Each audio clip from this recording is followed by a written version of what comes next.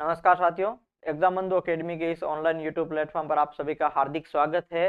हम पढ़ रहे थे राजस्थान करंट अफेयर तृतीय श्रेणी अध्यापक भर्ती परीक्षा लेवल 1 और लेवल 2 के लिए, जिसके अंदर हम नाथ पब्लिकेशन वाली बुक का अध्ययन कर रहे थे। और उसके अंदर हमने अभी तक 3 क्लासेस हमारी हो चुकी है, जिसके अंदर प्रमुख स्थल हमने पढ़ लिया, प्रमुख जो चर्चित व्यक्तित्व है वो भी हमने पढ़ लिए। तीसरी क्लास के अंदर हमने विविध महत्वपूर्ण तथ्य पढ़े थे, ठीक है। और आज विविध महत्वपूर्ण तथ्य का पार्ट 2 है। यानी मैंने आपको कहा था जो विविध महत्वपूर्ण तथ्य है उनकी कितनी क्लासेस करेंगे, उनकी 3 क्लासेस हम करेंगे, ठीक है। एक हमने कल कर ली, दूसरी आज है और एक कल और होगी। यानी 3 क्लासेस के अंदर विविध महत्वपूर्ण तथ्य हो जाएगा। टोटल जैसे मान लो एक क्लास हमारी हो गई प्रमुख स्थल की, दूसरी हो गई हमारे चर्चित व्यक्तित्व की, और तीसरी 3 क्लासेस हो जाएगी हमारे विविध तथ्य की, ठीक है। 1, 2 और 3। टोटल कितनी हो जाएगी? 5 क्लासेस। 5 क्लासेस के अंदर आपका यूनिट फर्स्ट है वो आपका क्या हो जाएगा? कंप्लीट हो जाएगा। फिर यूनिट 2, 3 और 4 छोटे छोटे हैं, एक एक क्लास के अंदर सारे कंप्लीट हो जाएंगे। अगले 3 दिन के अंदर आपका 4-5 यूनिट कंप्लीट हो जाएंगे। और इनके साथ में यहाँ पर मैंने आपको बात बताई थी कि जैसे जो ये करंट अफेयर की बुक है, ठीक है, नाथ पब्लिकेशन की बुक है करंट अफेयर की तृतीय श्रेणी अध्यापक के लिए, जिसके अंदर एक टॉपिक मैंने आपको यूनिट फर्स्ट है जो चर्चित स्थल है वो मैंने आपको करवा दिया, ठीक है। प्लेलिस्ट बनी हुई है व्यवस्थित रूप से, आप जाकर के देख सकते हो। इसके बाद में चर्चित व्यक्तित्व है, चर्चित व्यक्तित्व ये भी मैंने करवा दिया। उसके बाद में यहाँ पर देखो आप, तीसरा विविध महत्वपूर्ण तथ्य,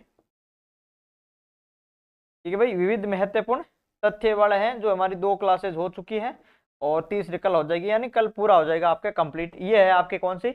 यूनिट फर्स्ट है, यूनिट फर्स्ट इसको हम मान लेते हैं, ठीक है। इसके बाद में यूनिट 2 जो पदाधिकारी वाली है, और यूनिट 3 और यूनिट 4 आपके अगले 3 दिन में पूरी हो जाएगी यहाँ पर, ठीक है। इनके साथ में यहाँ पर एक जो नाथ पब्लिकेशन, ठीक है, जो नाथ पब्लिकेशन के नाम से चैनल है,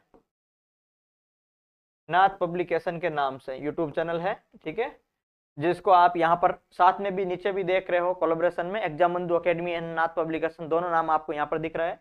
तो उस चैनल पर, ठीक है, उस चैनल पर आपको योजनाएं, कौन सी योजनाएं की क्लासेस है वो आपको मिलेगी। तो वो एक क्लास अभी जो है वो सर ने अपलोड कर दी है, ठीक है। यानी 3 क्लासेस यहाँ पर हो गई है, 4 क्लासेस, और एक क्लास अभी वहां पर हो गई है, 2 हो गई है वहां पर, ठीक है। एक आज आप देखोगे तब तक एक क्लास और हो जाएगी। तो यहाँ पर जो है वो सर योजना पढ़ा रहे हैं और बाकी पार्ट है वो आपको यहाँ पर मिल रहे हैं। तो दोनों चैनलों पर जो है, दोनों चैनलों को आपको पढ़ना पड़ेगा, ठीक है, क्योंकि सारी चीजें एक साथ में करवाना पॉसिबल नहीं है। फिर आप कहोगे सर समय बहुत ज्यादा लग गया, टाइम पे करवाया नहीं। इसलिए टाइम पे करवाने के लिए कुछ टॉपिक्स सर करवाएंगे और कुछ टॉपिक्स मैं करवाऊंगा यहाँ इसी चैनल पर। तो आपको दोनों चैनल फॉलो करने हैं और अच्छे से पढ़ाई करनी है, ठीक है। जैसे मैं करवा रहा था तो मेरे जैसे मैंने 2-3 क्लासेस करवाई है, ठीक है। मैंने स्थल करवाई है और जिसके अंदर एक व्यक्तित्व मैंने आपको करवा दिए ऑलरेडी, और एक विविध वाला अपना पार्ट चल ही रहा था, ठीक है। तो मेरे पास में क्या काफी सारे साथियों का कमेंट्स आया था कि सर बुक तो शानदार है लेकिन क्या थोड़ी लेंथी टाइप में लग रही है। तो देखो मेरा एक ही बात आपको कहना है कि पोस्ट है आपके लिए क्या है, पोस्ट है आपकी बहुत कम है, पोस्ट कम है, एक बात मेरी याद रख लेना। और अगर कम पोस्ट होती है तो हमें क्या, हमें बेहतरीन पढ़ना होगा, हमें इस तरह की तैयारी करनी होगी, किस तरह की? टॉपर टाइप की, ठीक है। हमें बनना है किस, क्या बनना है? हमें राजस्थान टॉपर करना है। और राजस्थान टॉपर के लिए हमारे एक एक क्वेश्चंस, हमारा एक एक क्वेश्चंस क्या है, मायने रखता है। एक एक क्वेश्चंस के लिए हम पॉइंटों के अंदर यहाँ पर क्या हो जाएगी, हमारी लड़ाई होगी। तो उसमें क्या है, हमें यह सुनिश्चित करना है कि हमारा क्वेश्चन एक्स्ट्रा सही हो। मान लो अगर एक क्वेश्चन भी थोड़ा बहुत ही इधर उधर आए तो वो कहां से आएगा, यहां से अपनी इस बुक से आएगा, ठीक है। क्वेश्चन बाहर जाने की संभावना न के बराबर है यहाँ पर, ठीक है।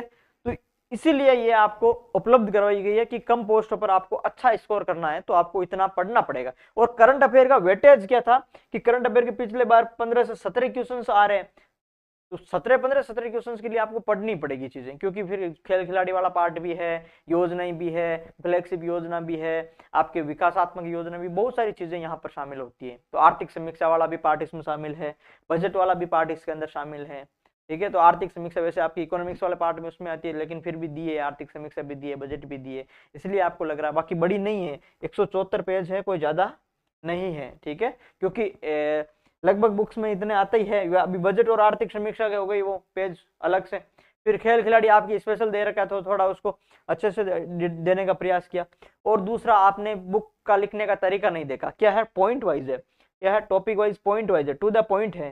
तो टू द पॉइंट लिखने के अंदर क्या है कि एक टॉपिक के कितनी लाइन, 4 लाइनें यहाँ पर चली गई, जबकि अगर पैराग्राफ पे लिखते तो पैराग्राफ में क्या 2 लाइनों के अंदर ये चीजें पूरी हो जाती। तब थोड़ा क्या है, आपको इस चीजों को ज्यादा लिख रहा है। और ये लिखने का तरीका, टू द पॉइंट लिखने का कारण क्या था कि चीजें आपको देखते सीधी आपके पकड़ में आ जाए कि भाई कंटेंट क्या है उसमें, पैराग्राफ के अंदर आपको दिखेगा सीधा पॉइंट, तो आपको क्या है यहाँ पर चीजें सारी सीधी दिख जाएगी, आपको मेहनत नहीं करनी पड़ेगी, आपको सीधा देखते याद हो जाएगी चीजें, इसलिए ये पॉइंट है। यदि ये पैराग्राफ होता तो आप ऐसे पढ़ते पूरी लाइन को, फिर यहाँ से अंडरलाइन करते, फिर यहाँ से अंडरलाइन करते, उस पैराग्राफ से आप इंपॉर्टेंट पॉइंट है वो निकालते। मैंने क्या है, इंपॉर्टेंट पॉइंट आपको सीधा सामने दे दिया। ठीक है, आपको जो इंपॉर्टेंट पॉइंट है उसको आप हाईलाइट करो और आगे काम चलाओ, तो इससे क्या थोड़ा पढ़ने में आसानी होती है। इस चक्कर में क्या है, थोड़ा ये आपको इस तरीके से लग सकती है। बाकी बेहतरीन बुक है, काफी अच्छा शानदार रिव्यू आया है, आप लोगों का भी अच्छा रिव्यू आया है, तो आप टेंशन बिल्कुल नहीं ले, पूरी बुक है वो मैं सोल्व करवा दूंगा। और वैसे मैं जो करवा रहा हूँ उसमें मैं वाकायदा हर एक पॉइंट में बता रहा हूँ कि ये आपको इंपॉर्टेंट है, ये आपको याद रखना है, ये आपको छोड़ना है, किसको पढ़ना है, हर एक चीज में बता रहा हूँ। आप मेरी क्लास देख रहे हो तो आप बुक सामने रखें, और जब पढ़ रहे हो तो उसको टिक लगाए कि भाई ये इंपॉर्टेंट बोला सर ने, इसको याद करना है, ये इंपॉर्टेंट बोला, इसको याद करना है। ठीक है, ये इस तरीके से आप पढ़ते जाइए, क्योंकि पहले जब मैंने पटवारी और वीडियो इनके अंदर जब करंट अफेयर के अंदर जो चीज इंपॉर्टेंट बताई है ना, सभी चीजें वो सीधी सीधी पूछी गई है। ठीक है, तो विश्वास रखे, इंपॉर्टेंट जो चीज लिखवा रहा हूँ या अंडरलाइन कर रहा हूँ वो करे। ठीक है, प्रत्येक न्यूज के अंदर 5 लाइनें लिखी होती है, तो आपको 1 या 2 लाइनें याद करने के लिए मैं बोलूंगा। तो एक बार तो आप सारा पढ़ ले मेरे साथ साथ में, फिर दूसरी बार जब रिवीजन करे तब वही 1-2 लाइनें ही रिवीजन करे, तब आपकी चीजें आसान हो जाएगी। फिर प्रैक्टिस के लिए MCQ वाली बुक है, उससे प्रैक्टिस करें। ठीक है, तो अब यहां पर देखो शुरुआत करते हैं। पहली न्यूज है हमारी, काजरी द्वारा, क्या है भाई, काजरी द्वारा विकसित खजूर की नई किस्म।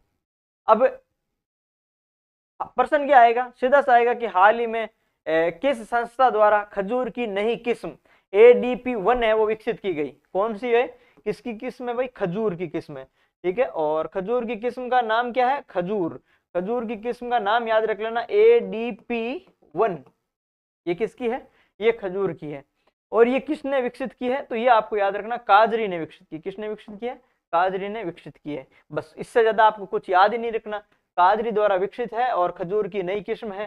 केंद्रीय शुष्क क्षेत्र अनुसंधान संस्थान काजरी जोधपुर द्वारा तकनीक कौन सी, टिश्यू कल्चर आधारित तकनीक पर यह विकसित की गई है। शुष्क एवं अर्ध शुष्क क्षेत्र है तो यह उपयुक्त है। तो काजरी विशेषतः काम किसके लिए कर रही है, शुष्क और अर्ध शुष्क क्षेत्र के लिए काम कर रही है काजरी, मरुस्थल के लिए काम कर रही है काजरी। ठीक है, तो यहाँ पर ये सीधी सी बात हो गई कि भाई जो काजरी है वो आपके इनके लिए काम कर रही है, तो ये जो किस्म बनाएगा वो इस क्षेत्र के लिए बनाएगा, तो ये आपको याद रखने की आवश्यकता नहीं है। काजरी द्वारा विकसित खजूर की नई किस्म ADP1, ये आपको जो हेडिंग्स है, सिर्फ आपको हेडिंग्स क्या रखनी थी, याद इसमें रखनी है। उसके बाद में देखो, सरसों की 2 नई किस्में क्या है, DRMR भरतपुर द्वारा, यानी भारतीय सरसों अनुसंधान संस्थान भरतपुर, या भारतीय सरसों अनुसंधान संस्थान भरतपुर द्वारा DRMR द्वारा विकसित की गई है सरसों की 2 नई किस्में। अब सरसों की 2 नई किस्में विकसित की गई है, तो पहली बात तो आपको नाम याद रखना है कौन सी किस्में की गई है। अब सीधा सा प्रश्न आ सकता है कि हाल ही में किस संस्था द्वारा सरसों की 2 नई किस्में विकसित की गई है, नाम ही नहीं आया, सीधा 2 नई किस्में। तो भाई भारतीय जो सरसों अनुसंधान संस्थान है भरतपुर, सेवर भरतपुर वाला, उसने विकसित की है। मान्यता इसको मिल गई है, यह नहीं पूछता है। ठीक है, कृषि अनुमति 12 राज्यों में खेती हेतु इसके लिए अनुमति मिल गई है, 12 राज्यों में खेती हेतु इस किस्म की। पहली किस्म है भारत सरसों 7, क्या है, भारत सरसों 7, और दूसरी किस्म क्या है, भारत सरसों 8। बस 2 ही आपको याद रखनी है। तो भाई भारत सरसों 7 आपको याद तो इतना ही रखना है, भारत सरसों 7 और भारत सरसों 8। 2 ही चीजें यहाँ पर क्या रखनी है, आपको याद रखनी है। कम अवधि में पकने वाली असिंचित क्षेत्रों के लिए उपयुक्त, क्या भाई, कम अवधि में पकने वाली और असिंचित क्षेत्र है तो ये उपयुक्त है भारत सरसों 7। और 8 की क्या विशेषता है, मध्यम अवधि में पकने वाली, उच्च तापमान सहनशील, 2200 से 600 किलोग्राम पर हेक्टेयर इसकी उपज होगी, और तेल प्रतिशत इसमें क्या रहेगा, सरसों का तेल उच्च रहेगा। बस, हालांकि ये पूछेंगे नहीं, आपको तो यही पूछेगा भाई किसने निर्माण की, सेवर ने निर्माण की, भारतीय सरसों अनुसंधान संस्थान। भारत सरसों 7 और भारत सरसों 8 दो यहाँ पर क्या है, किस में रहने वाली है, बस इतना याद रखना है। ठीक है, उसके बाद में आगे देखो, जेडीए की ऑटोम्यूटेशन सेवा जयपुर, बस इतना ही याद करना है।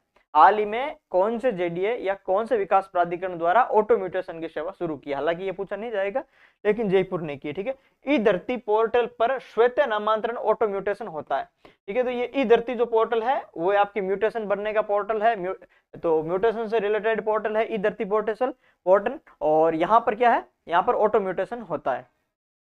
एकीकरण की बात करें, ई धरती पोर्टल को जेडीए पोर्टल से जोड़ा गया है, यानी ई धरती पोर्टल को जेडीए पोर्टल से जोड़ा गया है, बस। और इसमें कुछ भी याद नहीं रखना। अब उद्देश्य वगैरह आपको वैसे पूछे नहीं जाएंगे कि संपत्ति प्रबंधन में पारदर्शिता और सरलता लाना, ठीक है, रिकॉर्ड अपडेट की प्रक्रिया को तेजी से डिजिटल बनाना।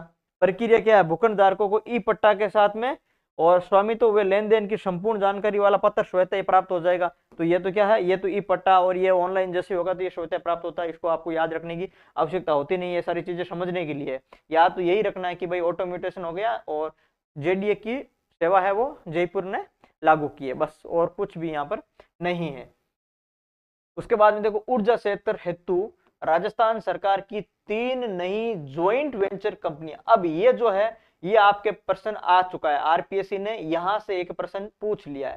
ठीक है, और मैंने ये पढ़ाया था, तब भी मैंने इंपोर्टेंट लिखाया था, और एमसीक्यूज भी मैंने करवाया था। हालांकि क्वेश्चन पूछा वो हमारा एमसीक्यू से सीधा सीधा आया था। तो ऊर्जा क्षेत्र हेतु राजस्थान सरकार की 3 नई ज्वाइंट वेंचर, 3 नई क्या है, ज्वाइंट वेंचर कंपनियां हैं, ज्वाइंट वेंचर जेडब्ल्यू, ठीक है, जेवी।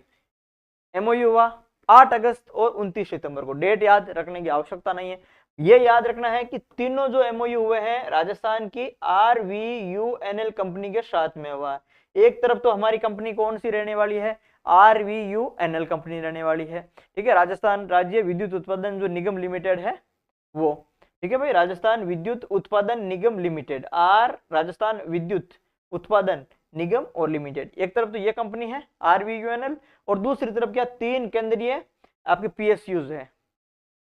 इसके अंदर यहां पर देखो कि 3 केंद्रीय जो कंपनियां उनके साथ में ज्वाइंट वेंचर, जैसे एक तो है आपके कौन सी, इंद्रप्रस्थ गैस लिमिटेड, एक तरफ तो यही रहने वाली है, एक ये एक समझौता हो गया इंद्रप्रस्थ गैस लिमिटेड का। उसके बाद में दूसरा हो गया ऑयल इंडिया लिमिटेड का इसी के साथ में, और तीसरा हो गया आपके कौन सा, ठीक है, इसके अंदर आपको तीसरा है गेल, तीसरा कौन सा हो जाएगा, गेल हो जाएगा। यानी आपके 3 हो गए, ऑयल इंडिया, गेल और इंद्रप्रस्थ। ये आपको एक तो इस एक साथ में याद कर लीजिए, ठीक है, एक साथ में याद कर लीजिए। यहाँ पर ये इंद्रप्रस्थ, एक तो यहाँ पर इंद्रप्रस्थ हो गया, एक आपके ऑयल इंडिया हो गया, और एक आपकी क्या हो गया, गेल हो गया। ठीक है, ये जो 3 कंपनियां हैं, इन 3 कंपनियों के साथ में इनका क्या है, इनका एमओयू हुआ है। पहली बात तो सीधी सी बात है, तीनों कंपनियों के नाम याद रखने हैं। फिर इनका क्या क्या एमओयू हुआ है या क्या क्या हिस्सेदारी रही है, कौन सी परियोजना है, कितना निवेश हुआ, वो भी ध्यान रखना है। ठीक है, क्योंकि आरपीएससी ने पूछा है तो आपको ध्यान नहीं रखना है। हिस्सेदारी की बात करें तो आपकी कितनी, इंद्रप्रस्थ गैस लिमिटेड की 74 और आरयूएनएल की कितनी 26, यानी 74 26 आप इस तरीके से मान ले। ठीक है, परियोजना 500 मेगावाट सौर ऊर्जा की ये परियोजना है, और निवेश कितना हो जाएगा, 2000 करोड़ का यहाँ पर रह जाएगा, निवेश हो जाएगा।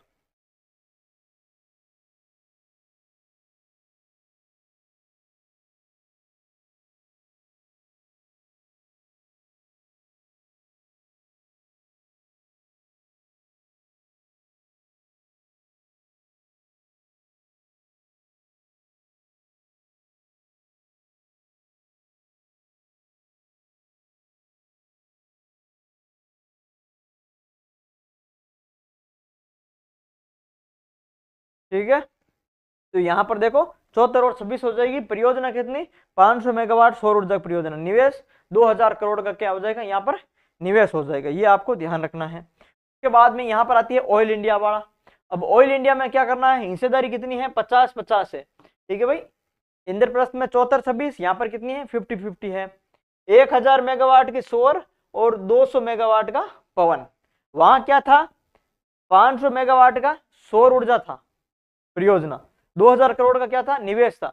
यहाँ क्या है 1000 का सौर और 200 मेगावाट का पवन, निवेश कितना 5000 करोड़ का। यहाँ निवेश कितना था 2000 करोड़ का। ठीक है, ये सारी चीजें आपको ध्यान रखनी है। उसके बाद में तीसरा आता है गेल इंडिया लिमिटेड वाला।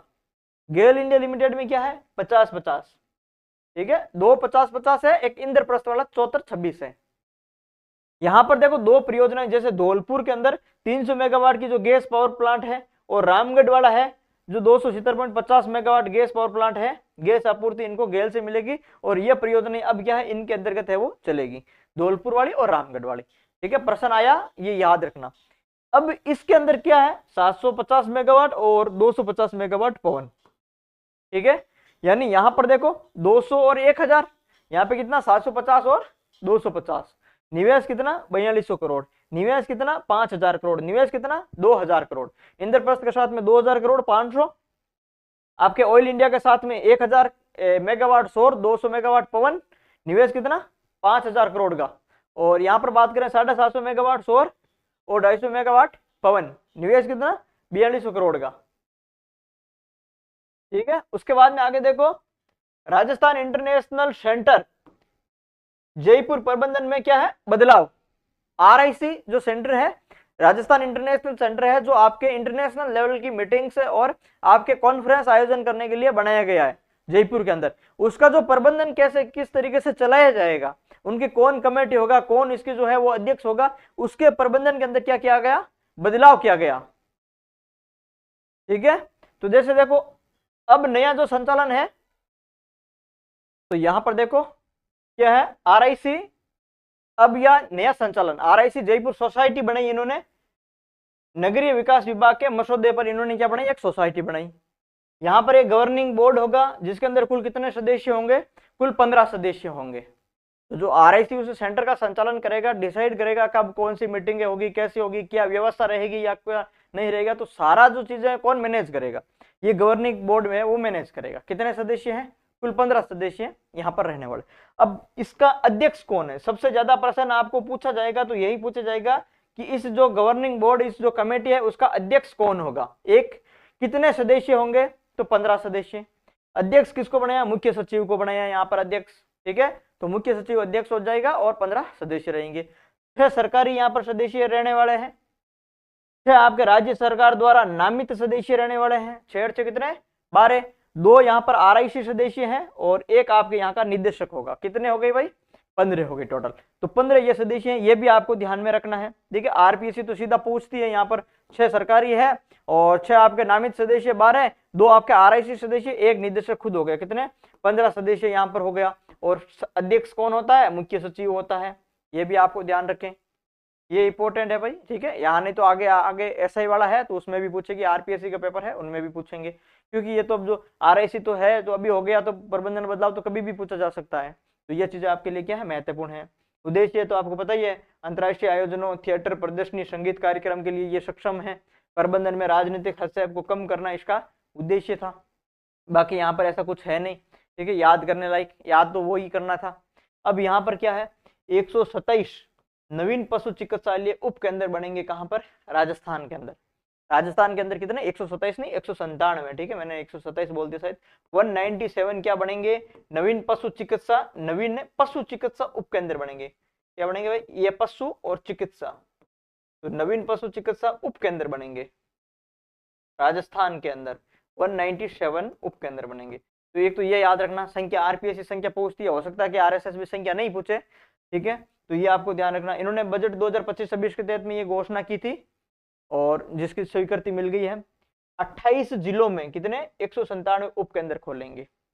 तो पूरे 41 जिलों में ये नहीं खोल रहे हैं, कितने जिलों में खोल रहे हैं, 28 जिलों के अंदर 197 उप केंद्र है वो खोल रहे हैं, जिसके अंदर बाड़मेर के अंदर कितने सर्वाधिक है, वो बाड़मेर के अंदर है 18। उसके बाद में उदयपुर के अंदर 17, बीकानेर में 15, जोधपुर में 14, भीलवाड़ा 13, चित्तौड़ 11, पाली 10। इस तरीके से जो चीजें हैं, कितने टोटल 28 जिलों के अंदर। 197 उपकेंद्र खुलेंगे। बाकी इसमें कुछ भी याद रखने की आवश्यकता नहीं है, ये संख्या याद रखने की आवश्यकता नहीं है। 28 जिलों की 197 पशु चिकित्सा उपकेंद्र राजस्थान के अंदर खुलेंगे, और 197 के अंदर भी याद रखो तो 18 हाईएस्ट का बाड़मेर के अंदर याद रख लो। के अंदर अतिरिक्त प्रावधान के लिए देखें तो प्रत्येक उपकेंद्र हेतु 30,000 फर्नीचर एवं उपकरण के लिए देंगे। 30,000 रुपए किसके लिए देंगे? फर्नीचर और उपकरण के लिए, क्योंकि भाई जो उपकेंद्र बनेगा तो उनके अंदर जो चीजें तो चाहिए होगी, ठीक है, इंफ्रास्ट्रक्चर तो चाहिए होगा, उपकरण भी चाहिए होंगे, फर्नीचर भी चाहिए होगा, तो प्रत्येक उपकेंद्र के लिए कितने? 30,000 देंगे। यानी 197 उपकेंद्र है और प्रत्येक के लिए कितने देंगे? 30,000 है रुपए वहां पर देंगे। इनके लिए 394 नवीन पद सृजित किए गए, ठीक है। तो भाई पशु उपकेंद्र के अंदर बहुत सारे जो है आपके पशुधन सहायक हो या और भी कोई डॉक्टर वगैरह, पशु डॉक्टर वगैरह की आवश्यकता होगी, तो उसके लिए, ठीक है, पशु परिचर वगैरह है, कितने? 394 नवीन पद है वो सर्जित यहाँ पर किए गए। पशुपालकों को बेहतर पशु चिकित्सा सुविधा उपलब्ध करवाना उद्देश्य है। हालांकि इतना नहीं पूछा जाता, आपको इतना ही याद रखना है। राज्य प्रशासनिक इकाई पुनर्गठन सलाहकार समिति, सीधा सा है, आपको पूछा जाएगा, इंपॉर्टेंट है। राज्य प्रशासनिक इकाई पुनर्गठन सलाहकार एक समिति बनाई, समिति के अध्यक्ष किसको बनाए? डॉक्टर ललित के पंवार को। किसको बनाया? डॉक्टर ललित के पंवार को इस कमेटी का अध्यक्ष बनाया। राजस्थान सरकार द्वारा इसका गठन किया था। सदस्य प्रमुख शासन सचिव राजस्व सदस्य हैं। प्रबंधक राजस्व मंडल अजमेर इनके सदस्य हैं। सदस्य सचिव की बात करें तो रिटायर्ड आरएएस अधिकारी राज नारायण शर्मा, ये इनके क्या सदस्य सचिव है, और कार्यकाल इस कमेटी का कितना? 6 माह रहने वाला। यानी राज्य प्रशासनिक इकाई पुनर्गठन जो सलाहकार समिति है उसके अध्यक्ष ललित के पंवार है। सदस्य की बात करें तो प्रमुख शासन सचिव राजस्व, प्रबंधक राजस्व मंडल भी इसका जो है वो सदस्य है, और सदस्य सचिव पूर्व आरएएस अधिकारी राजनारायण शर्मा, और कार्यकाल कितना? इसका 6 माह इनका कार्यकाल रहने वाला है। तो ये आपको थोड़ा ध्यान रखना है। उसके बाद में देखो इनका उद्देश्य, देखो भाई उद्देश्य क्या है, नाम से स्पष्ट है, प्रशासनिक इकाई पुनर्गठन हेतु सलाह। क्या है? राज्य प्रशासनिक इकाई पुनर्गठन हेतु सलाह, यही उद्देश्य है, ठीक है। जैसे यहाँ पर देख लो, पंचायतों, जिला परिषदों, पंचायत समितियों का परिसीमन एवं पुनर्गठन की समीक्षा करना, विभागीय आंकड़ों और सुझावों का विश्लेषण करना, सरकार को इनकी सिफारिशें वो प्रस्तुत करना, यह सलाह है, सलाह देनी है, ठीक है। तो उद्देश्य आपको याद नहीं रखना है, आपको तो याद रखना है ललित के पंवार, ठीक है। तो ये आपको इतना चीजें याद करनी है। उसके बाद में आगे चलते हैं। फूड पार्क हेतु भूमि का जो है वो जमीन का आवंटन हुआ है, 21 मई को आवंटन हुआ है फूड पार्क हेतु, क्योंकि इन्होंने क्या है बजट 2025-26 में घोषणा की थी कि जो आपके मंडियां हैं उनके अलावा कुछ नवीन मंडियां भी हम क्या करेंगे? बढ़ाएंगे। गौण मंडियां और फूड पार्क के रूप में भी क्या है कुछ चीजें का अपन निर्माण करेंगे, ये बजट में इन्होंने कहा था। तो इनके लिए इन्होंने क्या है निःशुल्क जो भूमि का आवंटन है वो किया है, या आवंटन को स्वीकृति इन्होंने दे दी। कहाँ कहाँ पर दी है हमारे लिए ये इंपॉर्टेंट है, जो जगह है वो इंपॉर्टेंट है। एक तो यहाँ पर श्री गंगानगर का जो अनूपगढ़ स्थान है, अनूपगढ़ के अंदर क्या बनेगा? मिनी फूड पार्क बनेगा। इसलिए आपका ये क्या बनेगा? जीके का प्रश्न बनेगा कि मिनी फूड पार्क कहाँ पर घोषणा की है या कहाँ पर स्वीकृति मिली है? अनूपगढ़ गंगानगर। और एक एग्रो फूड पार्क कहाँ पर? सांचौर जालोर। तो दोनों आपके क्या है इंपॉर्टेंट है, क्योंकि यह अब आपके कुछ दिन बाद में ज्योग्राफी के अंदर भी आएगा, अब आपके करंट में पढ़ रहे हो, ठीक है। तो Sanchore Jalore agro food park, और अनूपगढ़ क्या है? Mini food park. दोनों चीज है इंपॉर्टेंट रखना, Anupgarh mini food park, Sanchore agro food park. प्रावधान क्या है? प्रावधान इतना इंपॉर्टेंट है नहीं। भूमि 25% डीएलसी दर पर इन्होंने उपलब्ध करवा दी। राशि राज्य सरकार द्वारा स्थानीय निकायों को यह प्रदान की गई है, ठीक है। तो 25% डीएलसी रेट पर ये ध्यान रखो तो रख लेना। बाकी फूड पार्क है तो भूमि है तो अनूपगढ़ और सांचौर, एक मिनी फूड पार्क और एक एग्रो फूड पार्क, दो चीजें यहाँ पर। नए बिल्डिंग बायलॉज राजस्थान 12 मई को ये नियम बनाए, जब वो बिल्डिंग गिरी थी स्कूल की झालावाड़ वाली, उसके बाद में कुछ बिल्डिंग बायलॉज के नियम बनाए गए थे। इसके थोड़ा ध्यान में रख लेना कि नियम क्या है। 15 मीटर अब या 5 मंजिल से ऊंची इमारतें हाई राइज क्या मानी जाएगी? हाई राइज मानी जाएगी। यानी 15 मीटर से ऊंची, पहले कितनी थी ये सीमा? 18 मीटर की थी, अब कितनी हो गई? 3 मीटर इन्होंने कम करके कितनी कर दी? 15 मीटर या 5 मंजिल से ऊंची जो भी इमारत होगी उनको क्या माना जाएगा? हाई राइज माना जाएगा। इसके अंदर कुछ अन्य प्रमुख क्या है प्रावधान की बात करें। 750 वर्ग मीटर से बड़े गैर व्यावसायिक प्लॉट में 10 से 20% हरित क्षेत्र क्या है इसमें अनिवार्य है। 750 वर्ग मीटर से बड़े यदि कोई गैर व्यावसायिक प्लॉट है तो उसके अंदर क्या करेंगे? 10 से 20% जो है वो हरित क्षेत्र क्या लगाना अनिवार्य होगा। इसके अलावा कोई अगर यदि कोई मल्टी स्टोरी इमारतों का अधिकतम सेटबैक 16 मीटर हो सकता है, ठीक है, इससे ज्यादा नहीं हो सकता। छोटे भूखंडों पर मल्टी स्टोरी निर्माण क्या है, निषिद्ध है। छोटे जो भी भूखंड है वहां पर मल्टी स्टोरी निर्माण नहीं किया जा सकता। मल्टी स्टोरी इमारतों हेतु न्यूनतम क्षेत्रफल कितना, 1000 वर्ग मीटर का होना चाहिए। उसके बाद में क्या है, जयपुर मेट्रो फेज 2, जिसकी डीपीआर को क्या मिल गई, स्वीकृति मिल गई, ये भी 21 मई को। कुल लागत 12,260 करोड़ के लगभग रहने वाली है जयपुर मेट्रो के फेज 2। ये फेज 2 के अंदर कहां से कहां पर मेट्रो बनेगा, ये थोड़ा आपको पूछा जा सकता है कि टोडी मोड़, जो टोडी मोड़ है, टोडी मोड़ से लेकर के यहाँ पर प्रहलादपुरा तक, बस, और यहाँ पर कुछ भी नहीं है, यहाँ पर प्रहलादपुरा तक, ये आपको ध्यान रखना, प्रहलादपुरा वहां तक ये आपके बनेगा फेज 2। अब इनके अंदर कौन कौन वित्तीय सहायता करेगा, तो देखो 12,000 करोड़ की ये क्या है, एक परियोजना है। इसके अंदर एक तो एडीबी, एशियन डेवलपमेंट बैंक, और एक है एआईआईबी यानी एशियन इंफ्रास्ट्रक्चर इन्वेस्टमेंट बैंक। ये दो क्या करेंगे, वित्तीय सहयोग करेंगे। दोनों का नाम इंपॉर्टेंट है, याद रखना, एक तो एडीबी और एक एआईआईबी यानी एशियन इंफ्रास्ट्रक्चर इन्वेस्टमेंट बैंक और एशियन डेवलपमेंट बैंक, दोनों क्या करेगी, इसमें सहयोग करेगी।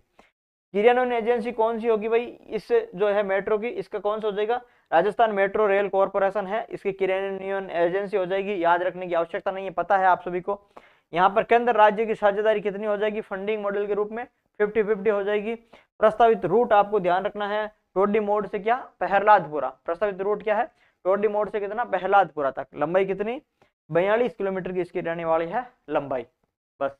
और इसमें कुछ भी आपको ध्यान नहीं रखना है, एक तो ये याद रखना है, दो चीजें, ठीक है भाई। फेज 2 है एडीबी और एआईआईबी, स्वीकृति डीपीआर को मिल गई 21 मई को, और टोडी मोड़ से प्रहलादपुरा तक इसका प्रस्तावित रूट है, 42 किलोमीटर लंबा है। केंद्र राज्य फंडिंग मॉडल 50-50 यहाँ पर रहने वाला है।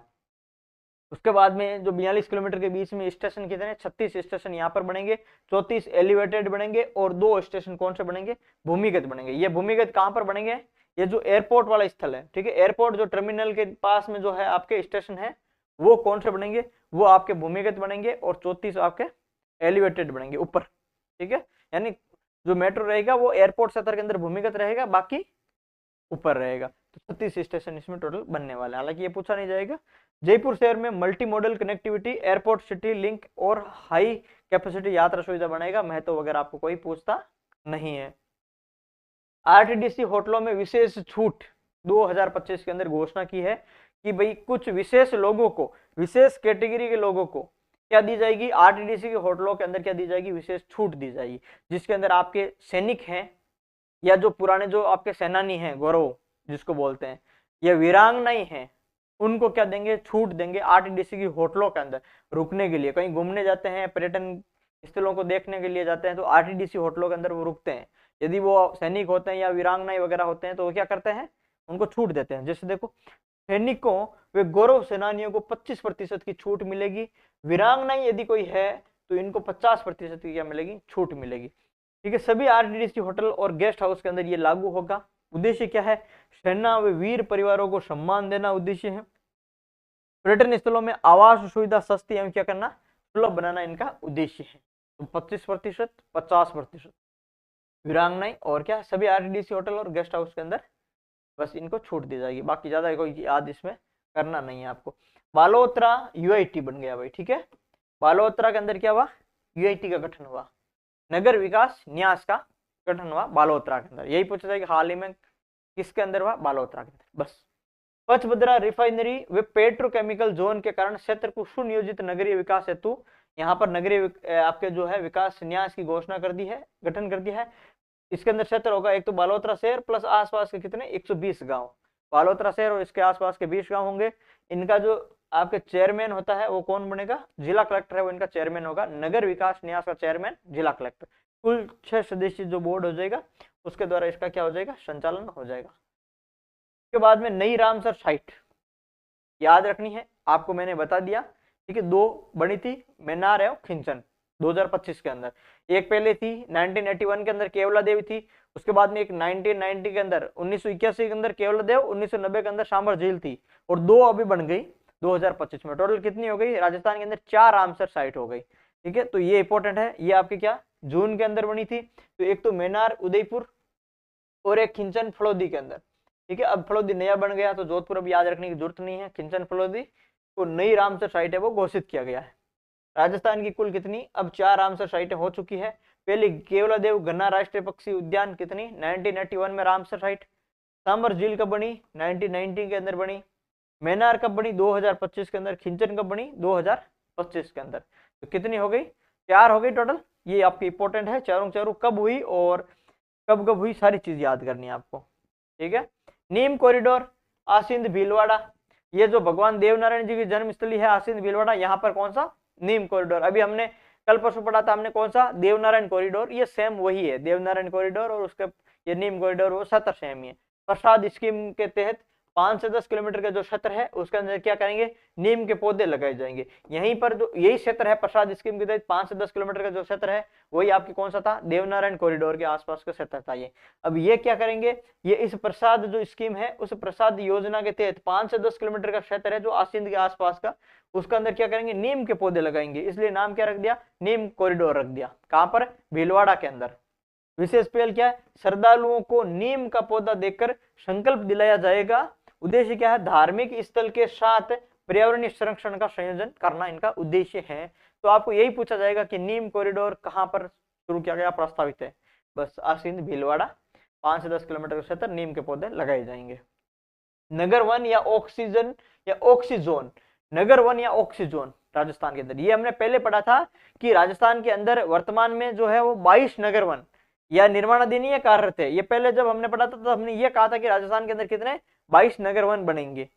तो अब लक्ष्य यहाँ पर अब कितना हो गया है, 40 नगर वन विकसित करना अब लक्ष्य हो गया। पहले 22 था, अब कितना है, 40 नगर वन विकसित करना लक्ष्य है। इसका मतलब विकसित कितने हैं, 22 है। विकसित 22 नगर वन है या कार्यरत है या निर्माणाधीन जो भी है, कितने 22। अब कितने लक्ष्य है, 40 नगर वन विकसित करने का इनका लक्ष्य है। पहला चरण के अंदर 13 शहरों में विकास कार्य जारी है। मुख्य घटक देखो, जैव विविधता पार्क, स्मृति वन, तितली संरक्षण केंद्र, हर्बल गार्डन आदि इनके क्या है, मुख्य घटक रहने वाले नगर वन या ऑक्सीजोन के। सीमा विस्तार की बात करें तो नगर वन सीमा अब नगरीय निकाय सीमा से 10 किलोमीटर तक यहाँ पर लागू होगी। पहले ये कितनी थी, पहले ये 5 किलोमीटर थी, अब इसको बढ़ा दिया, कितना कर दिया, नगरीय जो निकाय है इस सीमा से 10 किलोमीटर तक ये नगर वन सीमा रहेगी। तो ये आपको क्या रखना है, थोड़ा इसमें ध्यान रखना है। उसके बाद में देखो सरस्वती नदी पुनर्जीवन शोध परियोजना, ये जो आपके सरस्वती नदी है उसको पुनर्जीवन करने हेतु शोध करेंगे और शोध के लिए एक परियोजना लाई गई, ठीक है। उस परियोजना के लिए क्या क्या प्रावधान है और कौन कौन सी संस्थान इसमें काम करेगी, कौन सी तकनीक से काम करेगी, किस देश की तकनीक है, सारी चीजें हमारे लिए क्या है, इंपॉर्टेंट है। तो सरस्वती नदी का क्या करेंगे, पुनर्जीवन करेंगे। और देखो पढ़ लेते हैं, प्राचीन सरस्वती नदी के 900 किलोमीटर लंबे मार्ग को क्या करेंगे, वैज्ञानिक खोज एवं पुनर्निर्धारण करेंगे। यानी क्या करेंगे, सरस्वती नदी का जो रास्ता क्या था, नदी कहां से निकलती थी, कहां तक बहती थी, उस मार्ग की क्या करेंगे, वैज्ञानिक खोज करेंगे और मार्ग को सही ढंग से निर्धारण करेंगे। कितने किलोमीटर लंबे मार्ग की बात की है उन्होंने, 900 किलोमीटर लंबे मार्ग की बात की है।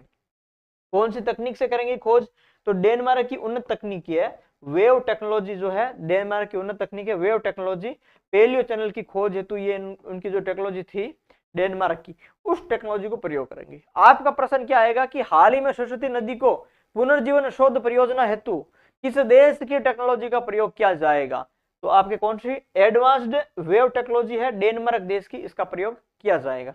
और इसके साथ में कौन कौन सी संस्थाएं जो सहयोगी रहेगी इस मार्ग की खोज के लिए, तो एक तो हमारी इसरो रहेगी, एक हमारी काजरी रहेगी, एक हमारी IIT BHU रहेगी। तो 3 चीजें, 3 संस्थान यहाँ पर इसमें सहयोगी रहेगी डेनमार्क की इस वेव टेक्नोलॉजी तकनीक से आपके इस खोज के लिए। वैज्ञानिक होगी इसरो, काजरी और IIT BHU, ये सारे मिलकर के क्या करेगा, इसका शोध करेंगे। उसके बाद में इसका जो है अध्ययन के अनुसार संभावित जो मार्ग है वो आपका क्या, तो देखो हरियाणा आपके जो प्रवेश है वो ओटू हेड गगर नदी से जुड़ा क्षेत्र है। ओटू हेड यहाँ से, ये हरियाणा से राजस्थान में प्रवेश ओटू हेड से। फिर राजस्थान के अंदर हनुमानगढ़, टीबी क्षेत्र, पीलीबंगा, सूरतगढ़, अनूपगढ़, रायसिंह नगर और अंतिम प्रवाह में कच्छ का क्षेत्र गुजरात, ये इनका क्षेत्र है, ठीक है। मैं तो आपको याद रखने की वैसे आवश्यकता है नहीं। जिला आपदा प्रबंधन प्राधिकरण राजस्थान के अंदर इसका गठन किया गया, ठीक है। जो पहले भाई ये तो पुराने समय से था जिला आपदा प्रबंधन प्राधिकरण, तो ये तो पहले से चल रहा था। तो ये तो कितने 33 जिलों के अंदर पहले से चल रहा था। अब जो 8 नए जिले बनाए हैं ना भाई, ठीक है, 33 + 8 कितने हो गए, 41 जिले होते हैं। तो 8 जो नए जिले बनाए हैं ना, उन जिलों में जिला आपदा प्रबंधन प्राधिकरण का गठन किया गया। बाकी में तो पहले से चल रहा था, जो नए जिले बनाए थे उनमें गठन किया था। इसमें नया कुछ याद करने लायक है नहीं। 8 नए जिले की बात कर रहे हैं। अब 8 नए जिलों का नाम आपको पता है। फलोदी नया है, बालोतरा नया है, ब्यावर, सलूम्बर, डीग, डीडवाना, कुचामन, खेड़तल, तिजारा और कोटपुतली, बहरोड, इन जिलों के अंदर क्या करेंगे, ये जिला आपदा प्रबंधन प्राधिकरण खोलेंगे। प्रशासनिक संरचना कौन सी, अध्यक्ष जिला कलेक्टर होने वाला है, तो अध्यक्ष जिला परिषद प्रमुख, और सदस्य क्या है, सीओ जिला परिषद, और ये आपके रहने वाले हैं। तो इसको आपको इतना कोई इंपॉर्टेंट है नहीं, क्योंकि आपको पता है जिला आपदा प्रबंधन प्राधिकरण का अध्यक्ष कौन होता है, जिला कलेक्टर है वो होता है। इसके साथ में से अध्यक्ष ध्यान में रख लेना, जिला परिषद होता है। बाकी ये सदस्य वगैरह तो नहीं पूछा जाता। जिला परिषद जो प्रमुख है वो से अध्यक्ष होता है, अध्यक्ष जिला कलेक्टर होता है। ये दोनों का इसमें रोल रहता है, इन दोनों को थोड़ा आप ध्यान रखें। के बाद में देखो हीट वेव इंश्योरेंस योजना, इतनी कोई इंपॉर्टेंट है नहीं। हीट वेव इंश्योरेंस योजना ये किसकी पहल है, ये CRA की क्या है, एक पहल है, यानी क्लाइमेट रेजिलियंस फॉर ऑल, और उसके साथ में एक सेवा यानी सेल्फ सेवा क्या है, एक संस्था है, सेल्फ एम्प्लॉयड वुमेन एसोसिएशन है सेवा इसके द्वारा, और CRA इसका नाम क्या, क्लाइमेट रेजिलियंस फॉर ऑल, यानी CRA और आपके सेवा, इन दोनों की पहल है हीट वेव इंश्योरेंस योजना। हीट वेव इंश्योरेंस योजना क्या है, यानी ये आपके बहुत ज्यादा जब गर्मी पड़ती है तो उस गर्मी के अंदर कोई महिलाएं यदि काम के लिए बाहर नहीं जा पाती है तो उनको आर्थिक सहायता प्रदान करना, इससे हीट वेव इंश्योरेंस योजना का उद्देश्य है। ठीक है भाई, अत्यधिक गर्मी के कारण काम पर न जाने वाली महिलाओं को आर्थिक सहायता उपलब्ध करवाना, जलवायु परिवर्तन के प्रभाव से श्रमिक महिलाओं की क्या करना, सुरक्षा करना। जलवायु परिवर्तन है उनके प्रभाव से क्या करना, श्रमिक जो महिलाएं हैं उनकी सुरक्षा करना अत्यधिक गर्मी में। तो ये हीट वेव इंश्योरेंस का क्या है, पहल है ये।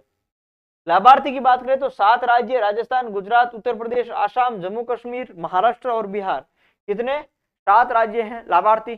कुल लगभग 2.5 लाख महिलाएं हैं। लाभार्थी वर्ग की बात करें तो फल सब्जी विक्रेता, खेतिहर मजदूर है, दिहाड़ी श्रमिक है, दैनिक आय पर निर्भर महिलाएं हैं। तो ये सभी क्या है, ये सभी इसके लाभार्थी हैं। 2.5 लाख महिलाएं कुल लगभग, और 7 राज्य हो गई। ये थोड़ा ध्यान में रख सकते हो। प्रीमियम मॉडल वगैरह है कि भाई राशि सीधे बैंक में ट्रांसफर करेंगे, बीमा का प्रकार वगैरह कोई पूछता नहीं है। राजस्थान में climate change research centre, Rajasthan के अंदर कहा क्लाइमेट चेंज रिसर्च सेंटर, रेगिस्तानी क्षेत्रों में अचानक मौसम परिवर्तन व उसके प्रभाव का वैज्ञानिक अध्ययन करने के लिए, या फिर जलवायु जो जोखिम वाले क्षेत्र है उसमें डेटा आधारित क्या करना, शोध करने के उद्देश्य से राजस्थान के अंदर कौन सा केंद्र खोला गया, क्लाइमेट चेंज रिसर्च सेंटर खोला गया। और अध्ययन के प्रमुख इसमें क्षेत्र क्या रहने वाला है भाई, इसमें क्लाइमेट चेंज रिसर्च सेंटर के, तो अतिवृष्टि रहेंगी, सूखा, हीट वेव, अत्यधिक गर्मी, और आपकी क्या है कड़ाके की ठंड वाला। तो हीट वेव, अत्यधिक गर्मी हो गया, और कड़ाके की ठंड, तो ये प्रमुख क्षेत्र रहेगा। और ये इनके आधार पर देखेंगे कि भाई जो क्लाइमेट कितना क्या चेंज हुआ है, तो यहाँ पर इसके लिए एक सेंटर खोला गया। सेंटर की विशेषता क्या है, सेंटर में अत्याधुनिक उपकरणों से युक्त एडवांस्ड क्लाइमेट रिसर्च लैब स्थापित होगी। ये इंपॉर्टेंट है, ये आपको याद रखना है। उसके बाद में देखो रामदेवरा के अंदर जो रामदेवरा ब्रीडिंग सेंटर है उसके अंदर क्या गोडाउन का जन्म हुआ है। तो रामदेवरा ब्रीडिंग सेंटर किसके लिए है, गोडाउन के लिए है। और इनमें क्या 6 अप्रैल को गोडाउन का जन्म हुआ है, जिसके अंदर यहाँ पर देखो ये रामदेवरा के अंदर है चूजा, चूजा का नाम क्या है, नर गोडाउन है सलका, और मादा गोडाउन की बात करें जेरी की संतान है। ठीक है भाई, चूजा है जो बच्चा है वो क्या है, नर गोडाउन सलका, और मादा गोडाउन जेरी उसकी संतान है। तो ये ब्रीडिंग सेंटर में क्या है, गोडाउन का जन्म हुआ। लेकिन ये संतान किसका जिनका जन्म हुआ, एक तो सलका और प्लस आपके जेरी, इनकी संतान है। सलका क्या है, ये आपके नर है, नर है, और जेरी क्या है, जेरी क्या मादा है। और इनकी जो संतान है, इनकी जो संतान है वो आपके कौन सा हो जाएगा, बच्चा हो जाएगा चूजा, जिनका जन्म हुआ। ठीक है, ये जो चूजा है इनका जन्म हुआ रामदेवरा ब्रीडिंग सेंटर में, ये सलका और जेरी के संतान है। पहली बार रामदेवरा सेंटर में गोडाउन का क्या हुआ, सफल जन्म हुआ। वर्ष 2025 में कुल जन्म गोडाउन के तो 7 गोडाउन चूजे, 1 रामदेवरा के और 6 सम के अंदर, कितने में टोटल 7 गोडाउन चूजे हुए, कितने 2025 के अंदर, जिसके अंदर एक तो रामदेवरा वाला ये ब्रीडिंग सेंटर वाला सलगा और आपके जेरी वाला, और 6 कहां पर, सम के अंदर। टोटल कितने हो गए, 7 गोडाउन चूजे हो गए। के बाद में यहाँ पर दोनों केंद्रों की कुल जो है वो संख्या कितनी हो गई, 51 गोडाउन हो गई। कितने, 51 गोडाउन हो गए। ठीक है, ये भी आप ध्यान रख लेना। प्रोजेक्ट GIB यानी ग्रेट इंडियन ब्रेस्टेड के तहत संरक्षण एवं प्रजनन का कार्यक्रम है वो चल रहा है। तो ठीक है, दोनों केंद्रों की कुल संख्या कितनी, 51 गोडाउन हो चुकी है। बाद में देखो बेंट्री ऊर्जा भंडारण प्रणाली BESS राजस्थान, इसमें क्या है, केंद्रीय बिजली मंत्रालय द्वारा 4000 मेगावाट पर ओवर का क्या किया गया, आवंटन किया गया था। किसको, राजस्थान को। यानी राजस्थान को जो बेंट्री ऊर्जा भंडारण प्रणाली या क्षमता की बात करें, तो राजस्थान की क्षमता की बात करें कितनी है, 4000 मेगावाट पर आवर। ठीक है, मेगावाट आवर की ये जो क्षमता है ये राजस्थान को आवंटित हुई। वित्तीय सहायता कितनी, तो ये आपके 18 लाख प्रति मेगावाट आवर के हिसाब से वित्तीय सहायता की जाएगी, कुल 720 करोड़ रुपए हो गई। ठीक है, उसके बाद में यहां पर देखो ये कितने, 18 लाख और ये कितने, 4000, इस तरीके से ये मल्टीप्लाई हो जाएंगे, तब कुल राशि कितनी आ जाएगी, 720 करोड़। सहायता कौन करेगी, VGF विएबिलिटी गैप फंडिंग की बात करें तो ये हो जाएगी सहायता। फंड स्रोत देखो, पावर सिस्टम डेवलपमेंट फंड, ये हो जाएगा। अब आपको इसके अंदर कुछ भी इतना ज्यादा याद करने की आवश्यकता नहीं है, बस इतना रखें कि राजस्थान को बेंट्री ऊर्जा भंडारण प्रणाली है उसके तहत 4000 मेगावाट आवर की क्षमता है, उसको वो आवंटित की गई है राजस्थान को। सीधा आएगा राजस्थान को कितनी क्षमता आवंटित की गई है बेंट्री ऊर्जा भंडारण प्रणाली की, कितनी, 4000 मेगावाट आवर की क्षमता है, और प्रति मेगावाट आवर कितनी राशि, 18 लाख, 4000 इंटू 18 लाख, 720 करोड़ रुपए हो गए। सहायता वाइबिलिटी गैप फंडिंग के तहत। महत्व क्या हो जाएगा भाई इसका, महत्व अब आपको पता है, नाम से स्पष्ट है, ऊर्जा भंडारण है, तो राजस्थान के ग्रीन एनर्जी लक्ष्यों की प्राप्ति में बड़ा कदम है। नवीकरणीय ऊर्जा प्लस बैटरी स्टोरेज बराबर 24x7 स्तर बिजली आपूर्ति हो जाएगी। अब ये क्या है भाई, नवीकरणीय ऊर्जा से जो ऊर्जा उत्पन्न होती है उसको बैटरी स्टोरेज के रूप में क्या करना, स्टोर करना, ताकि क्या है, जब जरूरत हो तब ऊर्जा या बिजली आपूर्ति की जा सके। ऊर्जा क्षेत्र को नई दिशा और बड़े सौर पवन प्रोजेक्ट को बल देना इनका महत्व है। राष्ट्रीय अगर परिप्रेक्ष्य की बात करें, ठीक है, हालांकि अपने सिर्फ राजस्थान करंट अफेयर है, फिर भी यदि भारत स्तर पर देखें तो भारत सरकार द्वारा कुल 30 गीगावाट और BESS क्षमता के लिए VGF स्वीकृत, यानी आपके वाइबिलिटी गैप फंडिंग है उसको स्वीकृत किया गया था। कितनी बात कर रहे हैं, 30 गीगावाट और की, तो इसमें से राजस्थान के पास में कितनी है, 4000 मेगावाट और, ठीक है, ये राजस्थान के पास में, यानी कितना हो गया, 4 गीगावाट लमसम, ये हो जाएगा राजस्थान के पास में। ठीक है, तो 30 में से 4 राजस्थान, टोटल कितना, 15 राज्य को 25 गीगावाट और NTPC को 5 गीगावाट पर होर।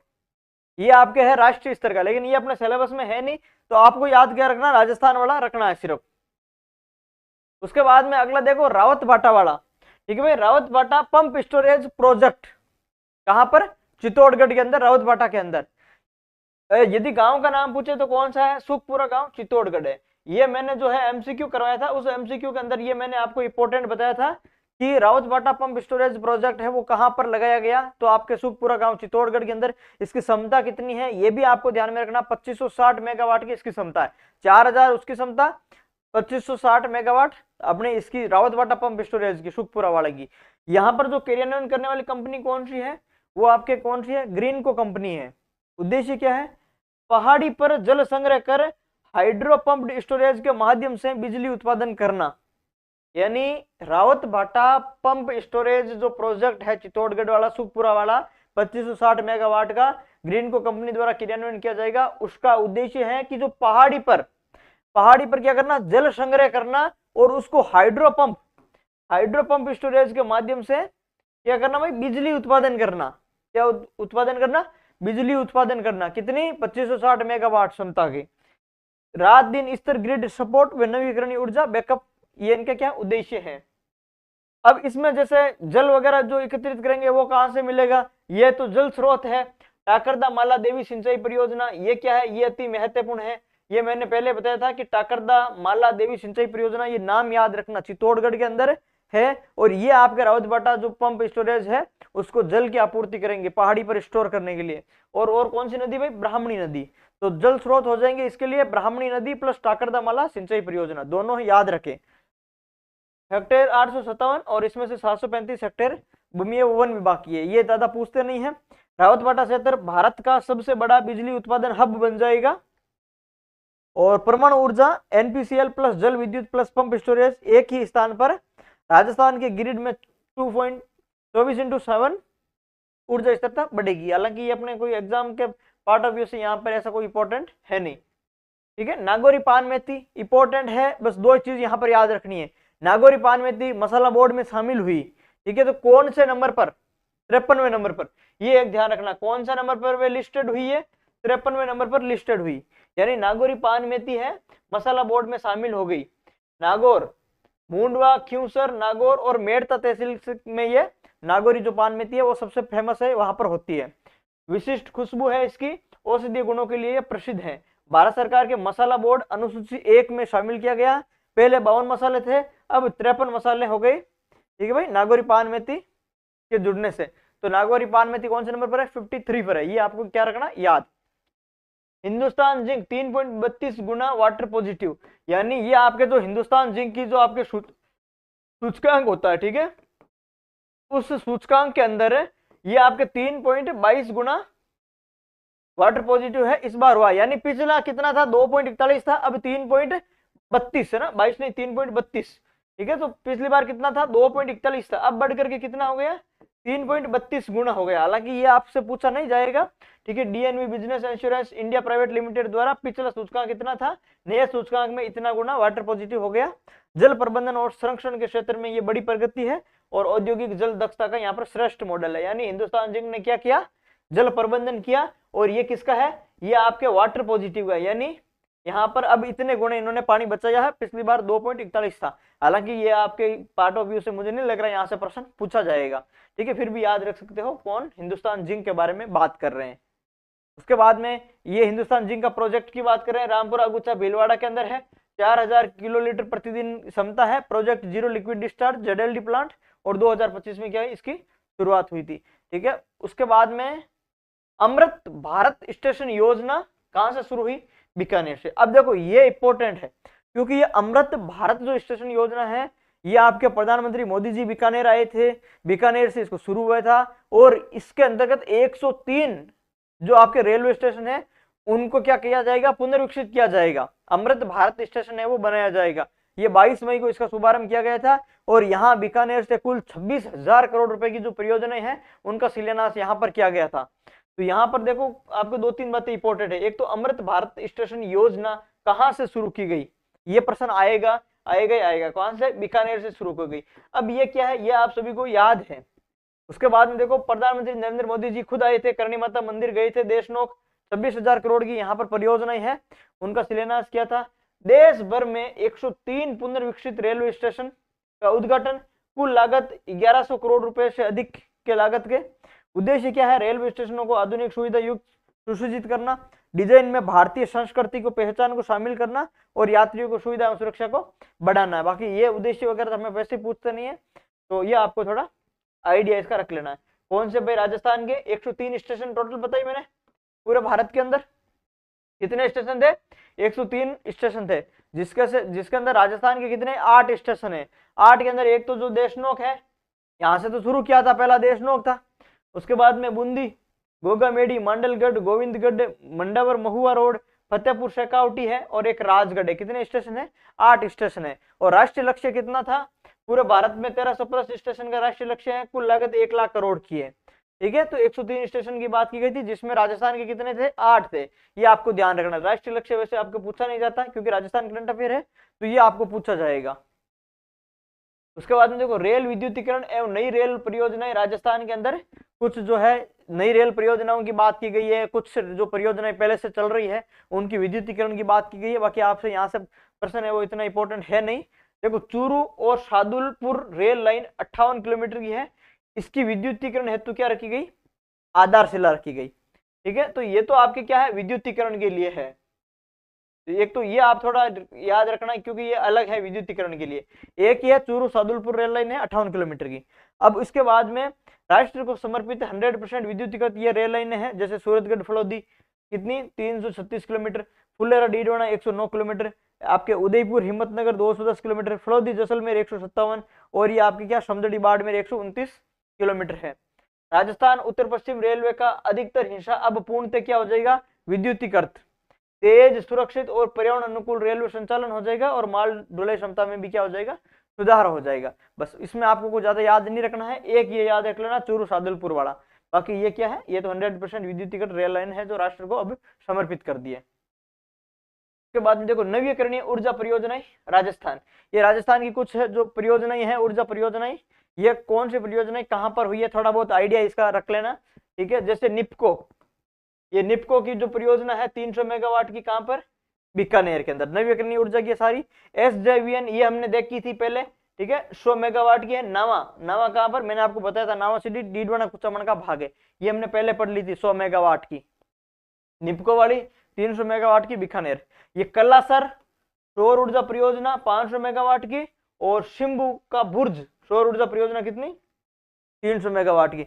इसके अलावा कुछ power grid Neemuch transmission system है, बीकानेर कॉम्प्लेक्स विद्युत निकासी प्रणाली और फतेहगढ़ द्वितीय विद्युत स्टेशन का विस्तार है। ये कुछ क्या है, अन्य विद्युत और ट्रांसमिशन परियोजना है। बाकी यहाँ से जो है प्रश्न कुछ भी पूछा नहीं जाएगा, इतना ध्यान रखें कि ये नावा जो का है डीडवाना कुचामन के अंदर ये 100 वाली है, और निपको वाली बीकानेर, ये दो यहाँ पर आप याद रख सकते हो, ठीक है। कलासर और ऊर्जा परियोजना ये भी रखो तो भी आइडिया रख लेना, बाकी यहाँ पर रखने की जरूरत इसमें है नहीं, एक बार इसको पढ़ लो बस, इतना बहुत है। जल अवसंरचना परियोजनाएं कहां पर है, राजस्थान। जल अवसंरचना परियोजनाएं राजस्थान कहां से शुरू हुई और कौन कौन इसके अंदर शामिल है, जो भी चीजें हैं देखो, एक तो झुंझुनू और एक पाली। झुंझुनू क्या है, ग्रामीण जल आपूर्ति और फ्लोरोसिस निवारण क्या है, परियोजनाएं, ये क्या भाई, जल अवसंरचना से रिलेटेड परियोजनाएं। दूसरी अमृत 2.0 के तहत 7 शहरों की शहरी जल आपूर्ति योजनाओं का पुनर्गठन यहाँ पर किया गया, तो ये आपको ध्यान रखें, जिसके अंदर पाली, तो पाली और झुंझुनू। उसके बाद में श्वेत क्रांति का द्वितीय चरण कहां से, अलवर से शुभारंभ किया गया। किसने किया था, मुख्यमंत्री भजनलाल जी शर्मा द्वारा किया गया था, अलवर दूध विकास दिवस के अवसर पर, ठीक है, 19 मई को। लक्ष्य क्या रखा था, 700 नई डेयरियां विकसित करने का लक्ष्य रखा है। तो श्वेत क्रांति द्वितीय चरण कहां से शुरू हुआ, अलवर से, भजनलाल जी शर्मा ने किया अलवर से। लक्ष्य कितना रखा, 700 नई डेयरियां का लक्ष्य इन्होंने रखा। बजट कितना, 125 करोड़ तो राज्य सरकार देगी, और इनके साथ में जो आपके डेयरी विकास बोर्ड है 175 करोड़ क्या वो देगी, ठीक है। तो 175 करोड़ का बजट वो हो जाएगा, 125 करोड़ का राज्य सरकार द्वारा हो जाएगा, 5% ये इसमें सब्सिडी मिल जाएगी। मुख्य प्रावधान क्या होगा भाई इसका, ठीक है, श्वेत क्रांति द्वितीय चरण की बात कर रहे हैं, 5 लाख लीटर दुग्ध संयंत्र क्षमता यहाँ पर स्थापित हो जाएगी प्रतिदिन, 5 लाख लीटर प्रतिदिन की बात कर रहे हैं, और 1000 क्विंटल गुणवत्तापूर्ण चारे का उत्पादन की बात कर रहे हैं, ठीक है। तो ये आपकी कितना हो गया, लगभग 300 करोड़ का बजट यहाँ पर लगेगा, 700 नई डेयरियां विकसित हो जाएगी, और कहां पर, द्वितीय चरण अलवर के अंदर है, ये आपको थोड़ा ध्यान रखना है। उसके बाद में RCDF वाला है, राजस्थान कोऑपरेटिव डेयरी फेडरेशन, इनकी उपलब्धियां हैं कुछ, ये थोड़ा सा देख लेना, ठीक है। फाइनेंशियल ईयर 2024-25 के अंदर RCDF ने लाभ हुआ कितना, 400 करोड़ का लगभग लाभ हुआ। स्थापना से अब तक सबसे अधिक लाभ हुआ है इसी साल, ठीक है। कितनी वृद्धि हुई है, 34% वृद्धि हुई है लाभ की, यानी RCDF की जब से स्थापना हुई है उसके बाद में सबसे ज्यादा लाभ इसी साल हुआ है। 24-25 फाइनेंशियल ईयर के अंदर सबसे ज्यादा लाभ हुआ है, वो भी कितना, 34% की यहाँ पर वृद्धि हुई है, ठीक है। टर्नओवर आपके 9,505 करोड़ रुपए, और 47 वर्षों में पहली बार लगभग 10,000 करोड़, यानी 15.40% की यहाँ पर क्या हुई है, वृद्धि हुई है, टर्नओवर में भी और इसमें भी वृद्धि हुई, ठीक है। तो ये आपको लाभ में भी वृद्धि 34% और टर्नओवर में 15% की वृद्धि हुई। RCDF बढ़िया स्थिति में चल रहा है, ठीक है, 2024-25 की तुलना में सबसे ज्यादा यह लाभ हुआ है, ठीक है। 2024-25 में सबसे ज्यादा लाभ हुआ है, ये ध्यान रख लेना बस। उसके बाद देखो आबू रोड, आबू रोड कौन सा, तरंगा हिल रेलवे ट्रैक, कितना किलोमीटर का भाई, 116.654 किलोमीटर का जो एक ट्रैक है रेलवे, कौन सा, तिरंगा हिल रेलवे ट्रैक, ये आपके कहां से, आबू रोड से, तो ये बनेगा मार्ग, देखो आबू रोड राजस्थान से तरंगा हिल गुजरात वाया अंबाजी तक, ये क्या बनेगा, ये आपके रेलवे ट्रैक बनेगा, कितना किलोमीटर का, 116.654 किलोमीटर का यहाँ पर ये बनेगा ट्रैक। कहां से कहां तक बनेगा, आबू रोड से तरंगा हिल रेलवे ट्रैक, तरंगा हिल तक, आबू रोड से तिरंगा हिल तक बनेगा, ठीक है। तो आबू रोड राजस्थान में है, तिरंगा हिल कहाँ, गुजरात के अंदर है। तो आबू रोड से तिरंगा हिल तक बनेगा। ये ध्यान रखें, कुल कितनी सुरंगें, कुल 11 सुरंगें बनेगी इनके अंदर, जिसके अंदर 6 राजस्थान में और 5 गुजरात के अंदर सुरंगें बनेगी। सबसे जो लंबी सुरंग बनेगी इसमें 2270 मीटर की गुजरात सीमा पर, और लक्ष्य लगभग पूर्णता का इन्होंने टारगेट रखा है 2026 के अंत तक इन्होंने पूर्ण करने का टारगेट रखा है। आबू रोड से तिरंगा हिल तक क्या है, रेलवे ट्रैक की बात कर रहे हैं, ठीक है। कितनी सुरंगें, 11 बनेगी, 6 राजस्थान में, 5 गुजरात में बनेगी। सबसे लंबी सुरंग बनेगी गुजरात सीमा पर 2270 मीटर की लंबी। तो ये थोड़ा आइडिया इसका रख लेना। राइफल मशीन गन विनिर्माण संयंत्र की बात है, ये मैंने आपको कल लास्ट वाली क्लास में बता दिया था, ठीक है। कहां पर, बोरानाडा के अंदर मैंने कहा था कि ये राइफल मशीन गन है, उसका विनिर्माण संयंत्र का केंद्र बनेगा। पुर्जे का निर्माण कहां पर, जयपुर में हो जाएगा। कुल निवेश कितना हो जाएगा, 1500 करोड़ रुपए हो जाएगा, ये हमने पढ़ ही लिया था। Multi barrel machine gun 600 round प्रति मिनट, और अन्य आपके जो है सैन्य ग्रेड स्नाइपर राइफल वगैरह यहाँ पर उत्पादन हो जाएगा। तो राइफल का और मशीन गन का उत्पादन कहां पर हो जाएगा, बोरानाडा जोधपुर, और पुर्जे का जयपुर के अंदर। महत्व है, महत्व आपके कोई ज्यादा इतना है नहीं, ठीक है। और उसके बाद में देखो बिनाई में नया औद्योगिक क्षेत्र अजमेर। बिनाई कहाँ है, बिनाई अजमेर है, अजमेर का क्षेत्र है बिनाई, और वहां पर एक नया औद्योगिक क्षेत्र क्या है, विकसित किया जा रहा है। अब वो बिनाई के अंदर भी कौन से गांव में विकसित किया जा रहा है, यदि ऐसा पूछ ले, क्योंकि बिनाई तो एक जो है वो तहसील और ब्लॉक है, तो वहां पर यदि बात करें तो कौन सा है, ग्राम कन्नई कला तहसील भिनाई में एक नया औद्योगिक क्षेत्र है, वो विकसित किया जा रहा है, कन्नई कला। कितने क्षेत्रफल में, 106 हेक्टेयर क्षेत्रफल के अंदर यह विकसित किया जा रहा है। अब इसका उद्देश्य क्या है भाई, भिनाई अजमेर के अंदर कन्नई कला गांव के अंदर एक औद्योगिक क्षेत्र विकसित कर रहे हैं, इनका उद्देश्य क्या है, ये क्या करेंगे, जो आपके प्रदूषण नहीं फैलाती है, जो ऐसी इकाइयां जो आपके प्रदूषण नहीं फैलाती है, उनका क्या करेगी, स्थापना करेगी। या यूं कह दे कि गैर जो प्रदूषणकारी इकाइयां हैं, औद्योगिक इकाइयां हैं, उनका यहाँ पर स्थापना या विकास करेगी। कौन सी, गैर प्रदूषणकारी औद्योगिक इकाइयों का क्या किया जाएगा, विकास किया जाएगा। कहां पर, भिनाई अजमेर के अंदर। विकास करने वाली संस्था कौन करती है भाई, औद्योगिक क्षेत्र रिको करती है हमारे, तो रिको करेगी विकास संस्था। राजस्थान राज्य औद्योगिक विकास एवं विनियोजन निगम, कौन सी, रिको, तो विकास करने वाली संस्था रिको, ये आपको थोड़ा ध्यान रखना है। उद्देश्य गैर प्रदूषणकारी औद्योगिक इकाइयों का क्या किया जाएगा, विकास किया जाएगा।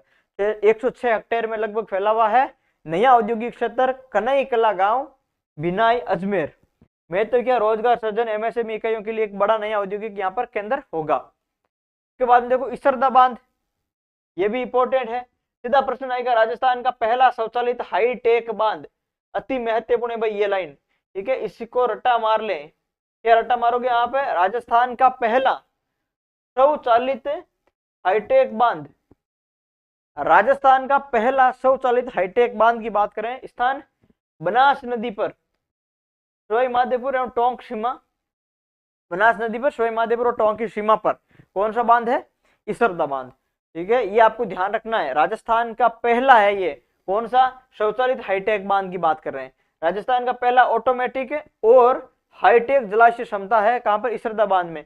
प्रथम चरण के अंदर 3.24 और द्वितीय चरण ऊंचाई बढ़ा करके कितनी कर दी ये। अब आपको ये ऊंचाई वगैरह तो ध्यान रखनी नहीं है, आरपीएससी होती तो फिर भी सोचते कि भाई 3.24 से बढ़ा करके 7.53 इसकी ऊंचाई कर दी द्वितीय चरण में। ये आरपीएससी है नहीं, तो अपने तो यही प्रश्न आएगा कि राजस्थान का पहला स्वचालित हाईटेक बांध कौन सा, इसरदा बांध है, सीधा इतना ही प्रश्न आएगा। यदि पूछ ले इसरदा बांध किस नदी पर है, तो आप याद कर लो कि बनास नदी है, सवाई माधोपुर और टोंक की सीमा पर है। जो भी चीज है वो बाद की बात है। मुख्य तकनीक देखो, निर्माण लागत, स्वीडन से आयातित हाईटेक सिस्टम यहाँ पर लागू किया गया, 28 गेट और 56 हाइड्रोलिक सिलेंडर। लाभान्वित क्षेत्र की बात करें तो पेयजल लाभ होगा 200, और सवाई माधोपुर को, जयपुर को रामजल सेतु लिंक योजना, संशोधित ईआरसीपी जो प्रोजेक्ट है, अब जो आपके संशोधित जो आपके लिंक प्रोजेक्ट है ईआरसीपी वाला, उसका नाम क्या कर दिया, रामजल सेतु लिंक परियोजना कर दिया था, ये तो आप सभी को पता ही है, ठीक है। उससे रामगढ़ बांध को क्या करेंगे, जल सप्लाई करेंगे भाई, इसरदा बांध से क्या करेंगे, रामगढ़ बांध को क्या करेंगे, जल सप्लाई करेंगे। तो ये भी आपको ध्यान रखना, पेयजल दौसा और सवाई माधोपुर, और रामगढ़ बांध जयपुर को इसरदा से क्या करेंगे, जल सप्लाई, ये ध्यान रखें। भारत में पोटास खनन की पहली नीलामी राजस्थान से यहाँ पर क्या किया गया, शुरुआत की गई भाई। क्यों, क्योंकि पोटास जो है वो राजस्थान क्या है, राजस्थान में काफी अधिक मात्रा में है। तो भारत में पोटास खनन की पहली नीलामी, अब भाई पोटास की जब खाने मिली थी हनुमानगढ़ के अंदर वहां पर है, तो बीकानेर हनुमानगढ़ के गंगानगर के जो बेल्ट है वो काफी बार प्रश्न में पूछा गया था, काफी फेमस था। तो पोटास खनन की क्या हो रही है, फर्स्ट नीलामी की बात कर रहे हैं, फर्स्ट नीलामी की शुरुआत कहां से, राजस्थान से। आवंटित ब्लॉक की बात करें तो एक तो देखो जोरकियान, सतीपुरा, खुंजा हनुमानगढ़ का ब्लॉक है, आवंटन हुआ ऑयल इंडिया लिमिटेड को। दूसरा आपके झंडा वाली सतीपुरा ब्लॉक, आवंटन हुआ हिंदुस्तान जिंक लिमिटेड को। प्रारंभिक खनन क्षेत्र की बात करें तो 32.47 वर्ग किलोमीटर, ये आपको ध्यान रखें। जोरकियान सतीपुरा और झंडा वाली सतीपुरा, ये ऑयल इंडिया को, ये हिंदुस्तान जिंक लिमिटेड को। प्रारंभिक आपके खनन क्षेत्र कितनी, 32.47 वर्ग किलोमीटर का है, जिसके अंदर बीकानेर का श्री डूंगरगढ़ और लाखासर बीकानेर 18.33 वर्ग किलोमीटर, और उसके बाद में हनुमानगढ़ का रावतसर और भारूसरी 14.17 वर्ग किलोमीटर। 14 और 18 कितना हो गया, लगभग 32.47 वर्ग किलोमीटर का प्रारंभिक खनन हो जाएगा। तो एक तो बीकानेर का डूंगरगढ़ और लाखासर, और एक हनुमानगढ़ का रावतसर और भारूसरी, यहाँ पर हो जाएगा खनन। ठीक है भाई, झंडा वाली सतीपुरा हिंदुस्तान है और जोरकियान सतीपुरा ऑयल इंडिया लिमिटेड है। उसके बाद में देखो राष्ट्रीय स्थिति की बात करें तो भारत के कुल उपलब्ध पोटास का 95% से अधिक पोटास कहाँ पाया जाता है, राजस्थान में पाया जाता है भाई, ये आपको याद रखना है। कुल संभावित क्षेत्र की बात करें तो 30,000 वर्ग किलोमीटर है इसका संभावित क्षेत्र रहने वाला है। बाकी जिले की तो बात करें तो ये पोटास के लिए बीकानेर, हनुमानगढ़, गंगानगर, चूरू और नागौर वगैरह ये आपके रहने वाले हैं। ठीक है भाई, पहचाने गए कुल 8 जो है पोटास बेसिन कौन कौन से है, जो 8 बेसिन पहचाने। देख जैसे लाखासार के अंदर प्रथम चरण के अंदर मैंने कहा कि हो रही है, भारूसरी के अंदर दूसरे चरण में हो रही है, झंडापुरा हमने देख लिया। ठीक है भाई, तो ये आपके सतीपुरा भी हमने देख लिया, भारूसरी भी देख लिया, लाखासार भी देख लिया, ये तो हमने पढ़ ही लिया अभी। तो एक और बचा हंसेरा, अर्जुनसर, गढ़सीसर और जेतपुर, ये कुछ और क्षेत्र बचे हैं। ठीक है, जो आपके कौन से 8 प्रमुख पोटास बेसिन है, ये हंसेरा 1, अर्जुनसर 2, गढ़सीसर 3, जेतसर 4, सतीपुरा 5, भारूसरी 6 और लाखासर 7 और इसके आसपास का कोई क्षेत्र है। ठीक है, और ये आपकी क्या है, सरस्ट उप बेसिन है। ये क्या है, ये सरस्ट आपके उप बेसिन है, कौन से, सतीपुरा, भारूसरी और लाखासर। ये आपको थोड़ा इसका आइडिया रखना है। के बाद में देखो आप राजस्थान ग्रामीण बैंक का गठन 1 मई 2025 को, राजस्थान मरुद्रा ग्रामीण बैंक प्लस बड़ौदा राजस्थान ग्रामीण बैंक का क्या हो गया, विलय हो गया। ठीक है भाई, राजस्थान मरुद्रा ग्रामीण बैंक और बैंक ऑफ बड़ौदा जो है वो ग्रामीण बैंक, इसका क्या हो गया, विलय हो गया। अध्यक्ष कौन है इनके, मुकेश भारतीय, भारतीय स्टेट बैंक द्वारा यहाँ पर नियुक्त किया गया है इसका। ठीक है भाई, अध्यक्ष किसको, मुकेश भारतीय को। कार्य क्षेत्र पूरा राजस्थान, कुल शाखाएं 1593। महत्व क्या है, ग्रामीण क्षेत्रों में बैंकिंग सेवाएं, वित्तीय समावेशन, किसान केंद्रित ऋण सुविधा क्या करना, उपलब्ध करवाना। उसके बाद में यहाँ पर देखो जैसलमेर के अंदर 1.3 गीगावाट सौर ऊर्जा संयंत्र रिन्यू, यानी भारत की स्वच्छ ऊर्जा की एक कंपनी है, कौन, रिन्यू, इसके द्वारा जैसलमेर के अंदर 1.3 गीगावाट सौर ऊर्जा जो संयंत्र है वो स्थापित किया गया था। कब, आपके 17 अप्रैल 2025 को। कहां पर, बिनाजपुरा गांव पोखरण, ये इंपॉर्टेंट है, ये ध्यान रखे भाई। ठीक है, बिनाजपुरा गांव कौन सा, पोखरण। बिनाजपुरा गांव पोखरण के अंदर 1.3 गीगावाट की सौर ऊर्जा संयंत्र स्थापित की गई थी, आपके किसके द्वारा, ये ध्यान रखना आप। ठीक है भाई, रिन्यू द्वारा। उसके बाद देखो विशेषता, देश का पहला पूरी तरीके से make in India solar plant. ठीक है भाई, कौन सा, बिनाजपुरा ग्राम वाला 1.3 गीगावाट का। 100% मेड इन इंडिया पैनल, जिसमें से 90% जयपुर में निर्मित। यदि बात करें क्षेत्रफल की तो 3500 एकड़ है, पोखरण है, बनियाना तहसील।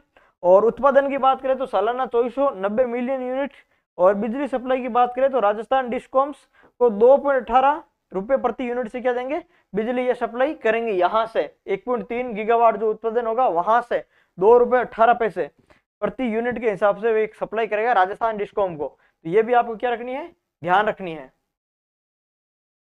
उसके बाद में यहाँ पर देखो राजस्थान को 2 नई रेल परियोजनाएं कहाँ कहाँ मिली, तो देखो एक तो मेड़ता सिटी से रास और दूसरी पुष्कर से मेड़ता आपके रेल, यानी 2 नई रेल बनी है भाई। ठीक है, तो एक तो मेड़ता से रास और एक हो गई पुष्कर से मेड़ता। ठीक है, ये कितनी 51 किलोमीटर की, ये भी 51 किलोमीटर की। यहाँ नागौर और अजमेर के एक जो है आपकी कनेक्टिविटी मजबूत हो जाएगी। यहाँ पर मेड़ता और पाली की जो कनेक्टिविटी है वो मजबूत हो जाएगी। तो दो है, मेड़ता रास और मेड़ता पुष्कर, ये दो नई रेल परियोजनाएं हैं। अब देखो पशु हेल्पलाइन राजस्थान के अंदर टोल फ्री कितना है, 1962 शुभारंभ हुआ 9 अक्टूबर को। नोडल विभाग पशुपालन विभाग राजस्थान। यहां पर व्यवस्था क्या है, integrated state level call centre, घर पर निःशुल्क चिकित्सा सेवा। प्रत्येक यूनिट संरचना की बात करें, एक चिकित्सक, एक पैरावेट और एक ड्राइवर या हेल्पर यहां पर होगा। तो 1962 क्या है, टोल फ्री नंबर है पशु हेल्पलाइन के लिए, ये थोड़ा ध्यान रखना। अब इसका लक्ष्य देखो, प्रत्येक 1 लाख पशुओं पर एक यूनिट, सभी 50 जिलों में सेवा। संबंधित योजनाएं क्या है, सेक्स सॉर्टेड सीमन से कृत्रिम गर्भाधान, मुख्यमंत्री मंगला पशु बीमा योजना, और आपकी क्या है मोबाइल पशु चिकित्सा वाहन यूनिट्स, कितनी भाई 536 है। के बाद में टैगलाइन देखो यहाँ की, संरक्षित पशुधन सुरक्षित पशुधन। स्मारक कहां पर, राजस्थान के अंदर डूंगरपुर के अंदर क्या है, डूंगर बोरडा स्मारक, और बांसवाड़ा के अंदर क्या है, बांस या चारपोटा स्मारक। ये दो क्या है, ये दो आपके स्मारक हैं। तो ये आपको थोड़ा ध्यान रखना। बाकी बात किसकी कर रहे हैं हम, पशु हेल्पलाइन की कर रहे हैं। तो हम किसकी बात कर रहे हैं, ये आपकी क्या है लक्ष्य, पशुओं के लिए 1 लाख पशुओं पर एक यूनिट, सभी जिलों में सेवा, ये आपको ध्यान रखें। इसके बाद में देखो पर्यटन सर्किट, कौन सा आ गया, पर्यटन सर्किट आ गया। अब पर्यटन सर्किट के अंदर क्या है, ट्राइबल टूरिस्ट सर्किट 100 करोड़ रुपए, बेणेश्वर धाम, मानगढ़ धाम, सीता माता अभ्यारण्य, मातृकुंडिया, ऋषभ देव जी, गौतमेश्वर मंदिर, कितना 100 करोड़ की बात कर रहे हैं। ठीक है भाई, ट्रेवल जो टूरिस्ट सर्किट है उसके अंदर 100 करोड़ रुपए में क्या है, इनका विकास हो जाएगा। किनका, बेणेश्वर धाम का, मानगढ़ धाम का, सीता माता अभ्यारण्य, मातृकुंडिया, ऋषभ देव और गौतमेश्वर मंदिर। महाराणा प्रताप क्या है, टूरिस्ट सर्किट है। ठीक भाई, महाराणा प्रताप क्या टूरिस्ट सर्किट है, 100 करोड़ रुपए, उदयपुर, चावंड, गोगुंदा, कुंभलगढ़, दीवर और हल्दीघाटी। ठीक है, तो ये क्या है, ये महाराणा प्रताप टूरिस्ट सर्किट है, और ये क्या है, ये आपके ट्राइबल टूरिस्ट सर्किट है। तो ये इसमें थोड़ा फर्क है, ये आप देख लेना। ये क्या है, सभी आपके मेवाड़ की जो आसपास की जगह है वो है, प्रताप से संबंधित जितनी जगह है वो है। इसके बाद में देखो कुछ दिवस और अभियान है, जैसे अनूठा शहीद मेला, गडरा रोड बाड़मेर, 9 सितंबर 1965 युद्ध में शहीद 17 रेल कर्मियों की स्मृति में अनूठा शहीद मेला, गडरा रोड बाड़मेर। विश्व आत्महत्या दिवस 10 सितंबर, कोटा में होप हेल्पलाइन और केसोस यानी पुलिस ऐप के माध्यम से आत्महत्या रोकथाम कार्यक्रम है वो चलाया जा रहा है या चलाया गया था। ठीक है, होप हेल्पलाइन और केसोस। पर्यावरण की बात करें तो देखो जयपुर में 4 नए CAAQMS वायु गुणवत्ता मॉनिटरिंग केंद्र है, यानी वैशाली नगर, प्रताप नगर, जगतपुरा और टोंक, कितने 4 केंद्र बनाए। उसके बाद में देखो ये आपके SO2 की माप और पहचान वगैरह है। यहाँ पर देखो समान उपलब्धियां, जितेंद्र शर्मा कौन है, जयपुर के कौन है, रंगकर्मी है। मिस्टर भारत 2025 LIT मॉडलिंग आपकी कंपटीशन। प्रस्तुति देखो, break free for addiction theme, सफेद पट्टियों के साथ में अनोखा प्रदर्शन एवं पारंपरिक सांस्कृतिक प्रस्तुतियां। उसके बाद में देखो प्रोफेसर सुमिता कछुआ, क्या भाई, ये राजस्थान की विश्वविद्यालय और राजस्थान विश्वविद्यालय से संबंधित है, और इनको आउटस्टैंडिंग साइंटिस्ट अवार्ड 2025 है वो दिया गया। कार्य क्या था, climate change and it's effects, climate change and its effect. ठीक है भाई, तो ये क्या है, प्रो सुमिता कछुआ है। ये कौन थी, राजस्थान विश्वविद्यालय की आउटस्टैंडिंग साइंटिस्ट अवार्ड से सम्मानित थी।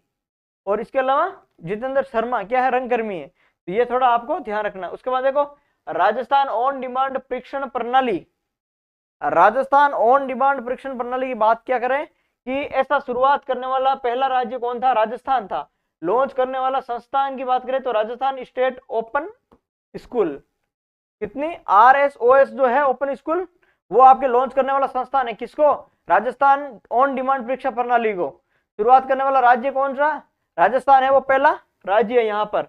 उसके बाद में देखो आप अगला विशेषताएं, जो विद्यार्थी बोर्ड या पूरक परीक्षा में असफल हो जाते हैं उन्हें उसी वर्ष पुनः उत्तीर्ण होने का अवसर है यहाँ से मिलेगा।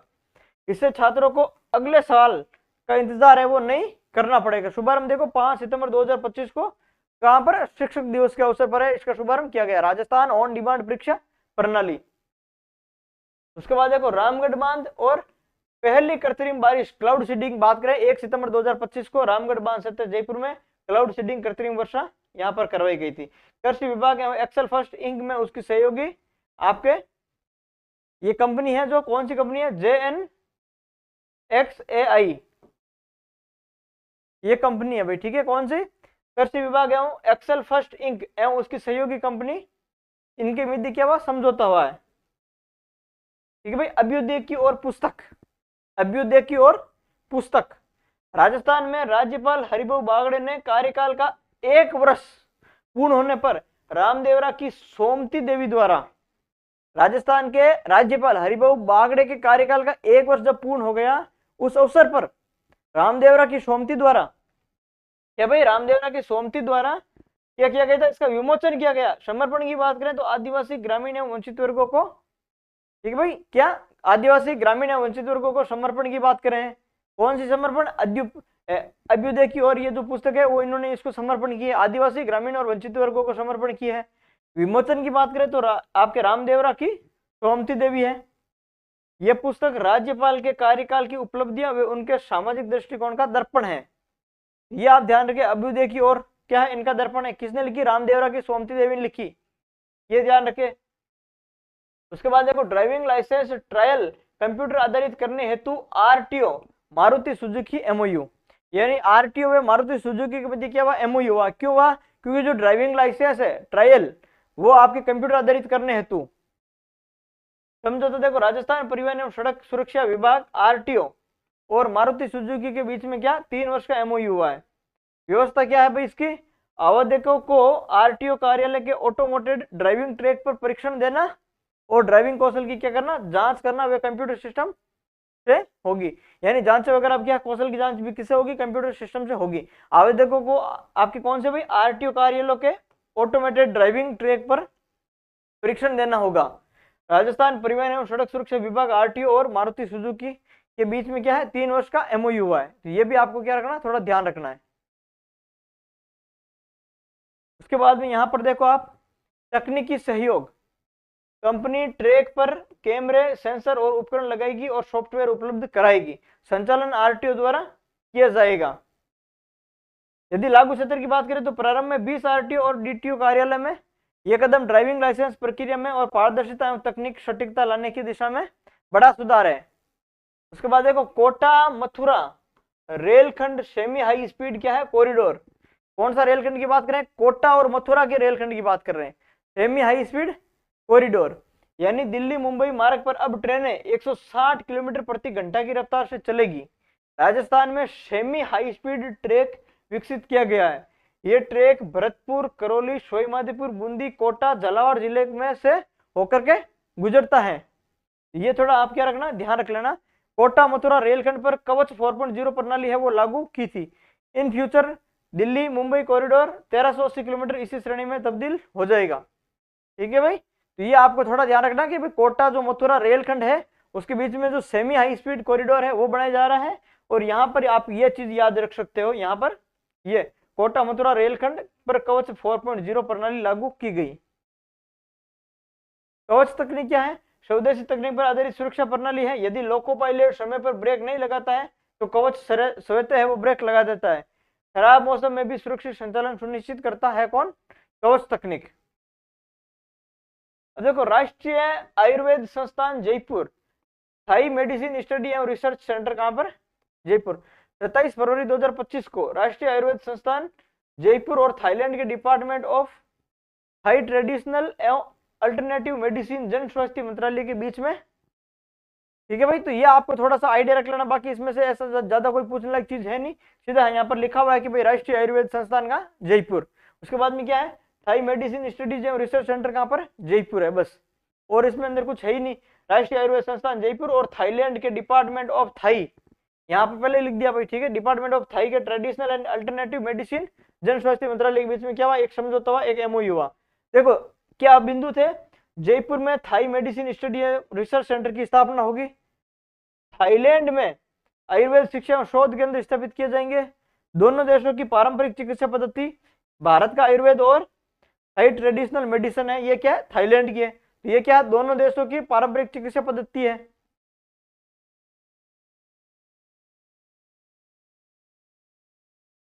ठीक है, अब देखो अगली news, national institutional ranking framework NIRF की बात करें राजस्थान की, केंद्रीय शिक्षा मंत्रालय द्वारा क्या की जाती है, जारी। केंद्रीय शिक्षा मंत्रालय द्वारा NIRF national institutional ranking framework 2025। Rajasthan का कोई भी विद्यालय टॉप 10 में स्थान नहीं बना सका, कोई भी विद्यालय टॉप 10 में स्थान नहीं बना सका। ठीक भाई, ओवरऑल श्रेणी में राजस्थान के 4 संस्थान शामिल हैं। बिट्स पिलानी 16वां रैंक, IIT जोधपुर 66वां रैंक, MNIT जयपुर 77वां रैंक, और आपके मणिपाल यूनिवर्सिटी जयपुर कौन सी 98वीं रैंक। तो ये आपके रही थी ओवरऑल राजस्थान के 4 स्थानों पे शामिल, ये क्या रैंकिंग है। अब देखो 8 नए जिलों में विधिक सेवा प्राधिकरण का गठन, कितने जिले में, 8 जो नए जिले बने ना उनके अंदर विधिक सेवा प्राधिकरण का क्या करेंगे, गठन करेंगे। राजस्थान सरकार ने हाईकोर्ट के परामर्श में मंजूरी दी, संबंधित जिले का पूरा राजस्व क्षेत्र शामिल होगा। 8 जिले कौन से भाई, फलोदी है, डीडवाना, खेरतल, ब्यावर, बाड़मेर, डी, कोटपुतली और सलूंबर। अब यहाँ पर देखो कितनी है, 6000 मेगावाट की भंडारण क्षमता। अभी पहले हमने बात की थी कितनी थी, 4000 मेगावाट की भंडारण क्षमता थी, अब कितनी हो गई है, 6000 मेगावाट की हो चुकी है।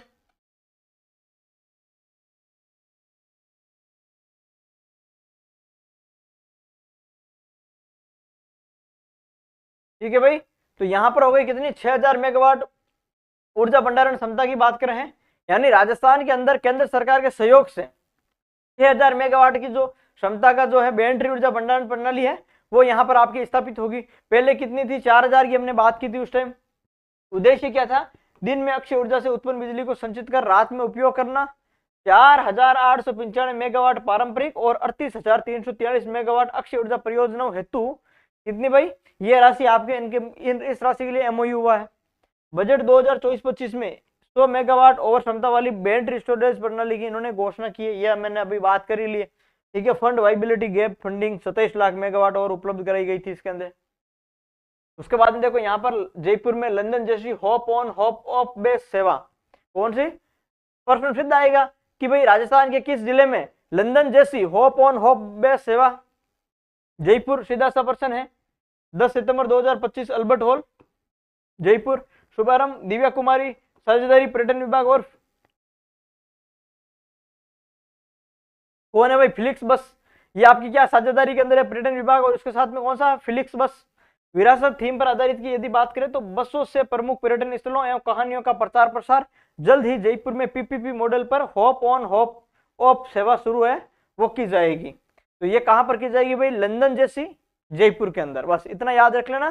शुभारंभ दिव्या कुमारी ने यहाँ पर की थी। साझेदारी की बात करें तो पर्यटन विभाग और फ्लिक्स बस के द्वारा इसकी साझेदारी यहाँ पर की गई। उसके बाद देखो राजस्थान के 3500 ग्राम पंचायतों में ओपन जिम एवं स्टेडियम, किसकी बात कर रहे हैं, ओपन जिम एवं स्टेडियम। मैंने आपको बताया था राजस्थान के कितने गांवों में, 3500 गांवों के अंदर, जबकि गांवों की जनसंख्या कितनी होनी चाहिए, 5000 से अधिक गांव, 5000 से अधिक जनसंख्या वाले गांवों, कितने गांव, 3500 गांवों में ग्राम पंचायतों में ओपन जिम एवं स्टेडियम है वो विकसित किया जाएगा, यह स्थापित किया जाएगा भाई। यानी 5000 से अधिक जनसंख्या वाली 3500 ग्राम पंचायतों में ओपन जिम एवं खेल स्टेडियम स्थापित। पंचायती राज विभाग द्वारा प्राथमिकता तय। मेजर ध्यानचंद स्टेडियम योजना के अंतर्गत यदि जनप्रतिनिधियों से सहयोग राशि मिलेगी तो राज्य सरकार भी उतनी ही राशि यहाँ पर क्या करेगी, जोड़ेगी। तो ये थोड़ा आपको ध्यान रखना है, 5000 से अधिक जनसंख्या वाले 3500 ग्राम पंचायतों में ओपन जिम एवं स्टेडियम है वो आपके खोला जाएगा। अब देखो यहाँ पर अनूपगढ़, शाहपुरा और गंगापुर सिटी में ऑडिटोरियम, अनूपगढ़, शाहपुरा और गंगापुर सिटी में ऑडिटोरियम। मुख्यमंत्री की बजट घोषणाओं के तहत वित्त विभाग ने क्या दी, स्वीकृति दी। अनूपगढ़ गंगानगर, शाहपुरा भीलवाड़ा, गंगानगर सिटी, गंगापुर सिटी सवाईमाधोपुर और एक ऑडिटोरियम का यहाँ पर क्या है, निर्माण आपके किया गया। ठीक है, या फिर करेंगे, जो भी बजट घोषणा है वो है। आपको क्या याद रखना है, अनूपगढ़, शाहपुरा, गंगापुर सिटी में क्या बनेगा, ऑडिटोरियम बनेगा, बस इतना सा याद रखना है। कुचामन सिटी में क्या, एक सिटी पार्क विकसित होगा, ये आपको थोड़ा ध्यान रखना। हालांकि ये पहले बजट में भी इनके बारे में बात सारी कर रखी है। देश का पहला सरकारी कॉस्मेटिक लेजर संस्थान, ये क्या है, ये आपकी इंपॉर्टेंट है। देश का पहला, पूरे देश का पहला सरकारी कौन से भाई, कॉस्मेटिक लेजर संस्थान है। SMS अस्पताल जयपुर, चरक भवन स्थापना 7 करोड़ रुपए की। सरकारी स्तर पर भारत का पहला वैश्विक स्तर पर लंदन के बाद में कौन सा दूसरा, ये है भाई, ठीक है, कौन सा, ये सरकारी कॉस्मेटिक जो लेजर है वो भारत का पहला है और विश्व में लंदन के बाद में कौन सा है, दूसरा है। विशेषता क्या है, आधुनिक लेजर और आपके कॉस्मेटिक मशीनें यहाँ पर उपलब्ध है। तो ये आपको थोड़ा ध्यान रखना है। कितना बजट है भाई, 7 करोड़ रुपए की लागत की। राजस्थान में मिट्टी की मैपिंग एजेंसी कौन सी भाई, स्टेट रिमोट सेंसिंग सेंटर, इसके द्वारा मिट्टी की मैपिंग प्रस्ताव केंद्र सरकार को 12 जिलों का प्रस्ताव भेजा। प्रथम चरण के अंदर टोंक, अजमेर, कोटा जिले में सर्वे। योजना देखो, राष्ट्रीय मिट्टी मानचित्रण कार्यक्रम कृषि एवं किसान कल्याण मंत्रालय के अधीन ये योजना आपके संचालित हो रही है। कौन सी, राजस्थान की मिट्टी मैपिंग, ठीक है। इसी के साथ में आपका ये सेशन है वो कंप्लीट हो गया है और 2 क्लास हमारी विविध की हो चुकी है, 2 हमारे पहले हो चुकी है, 4 क्लास हो चुकी है, 1 क्लास हमारी विविध की और बचेगी, ठीक है। उसके बाद में 3 दिन में कंटिन्यू 3 टॉपिक हो जाएंगे भाई, ठीक है। दूसरा, तीसरा, चौथा क्या छोटा ही टॉपिक है, तो ये आपके एक साथ में हो जाएगा।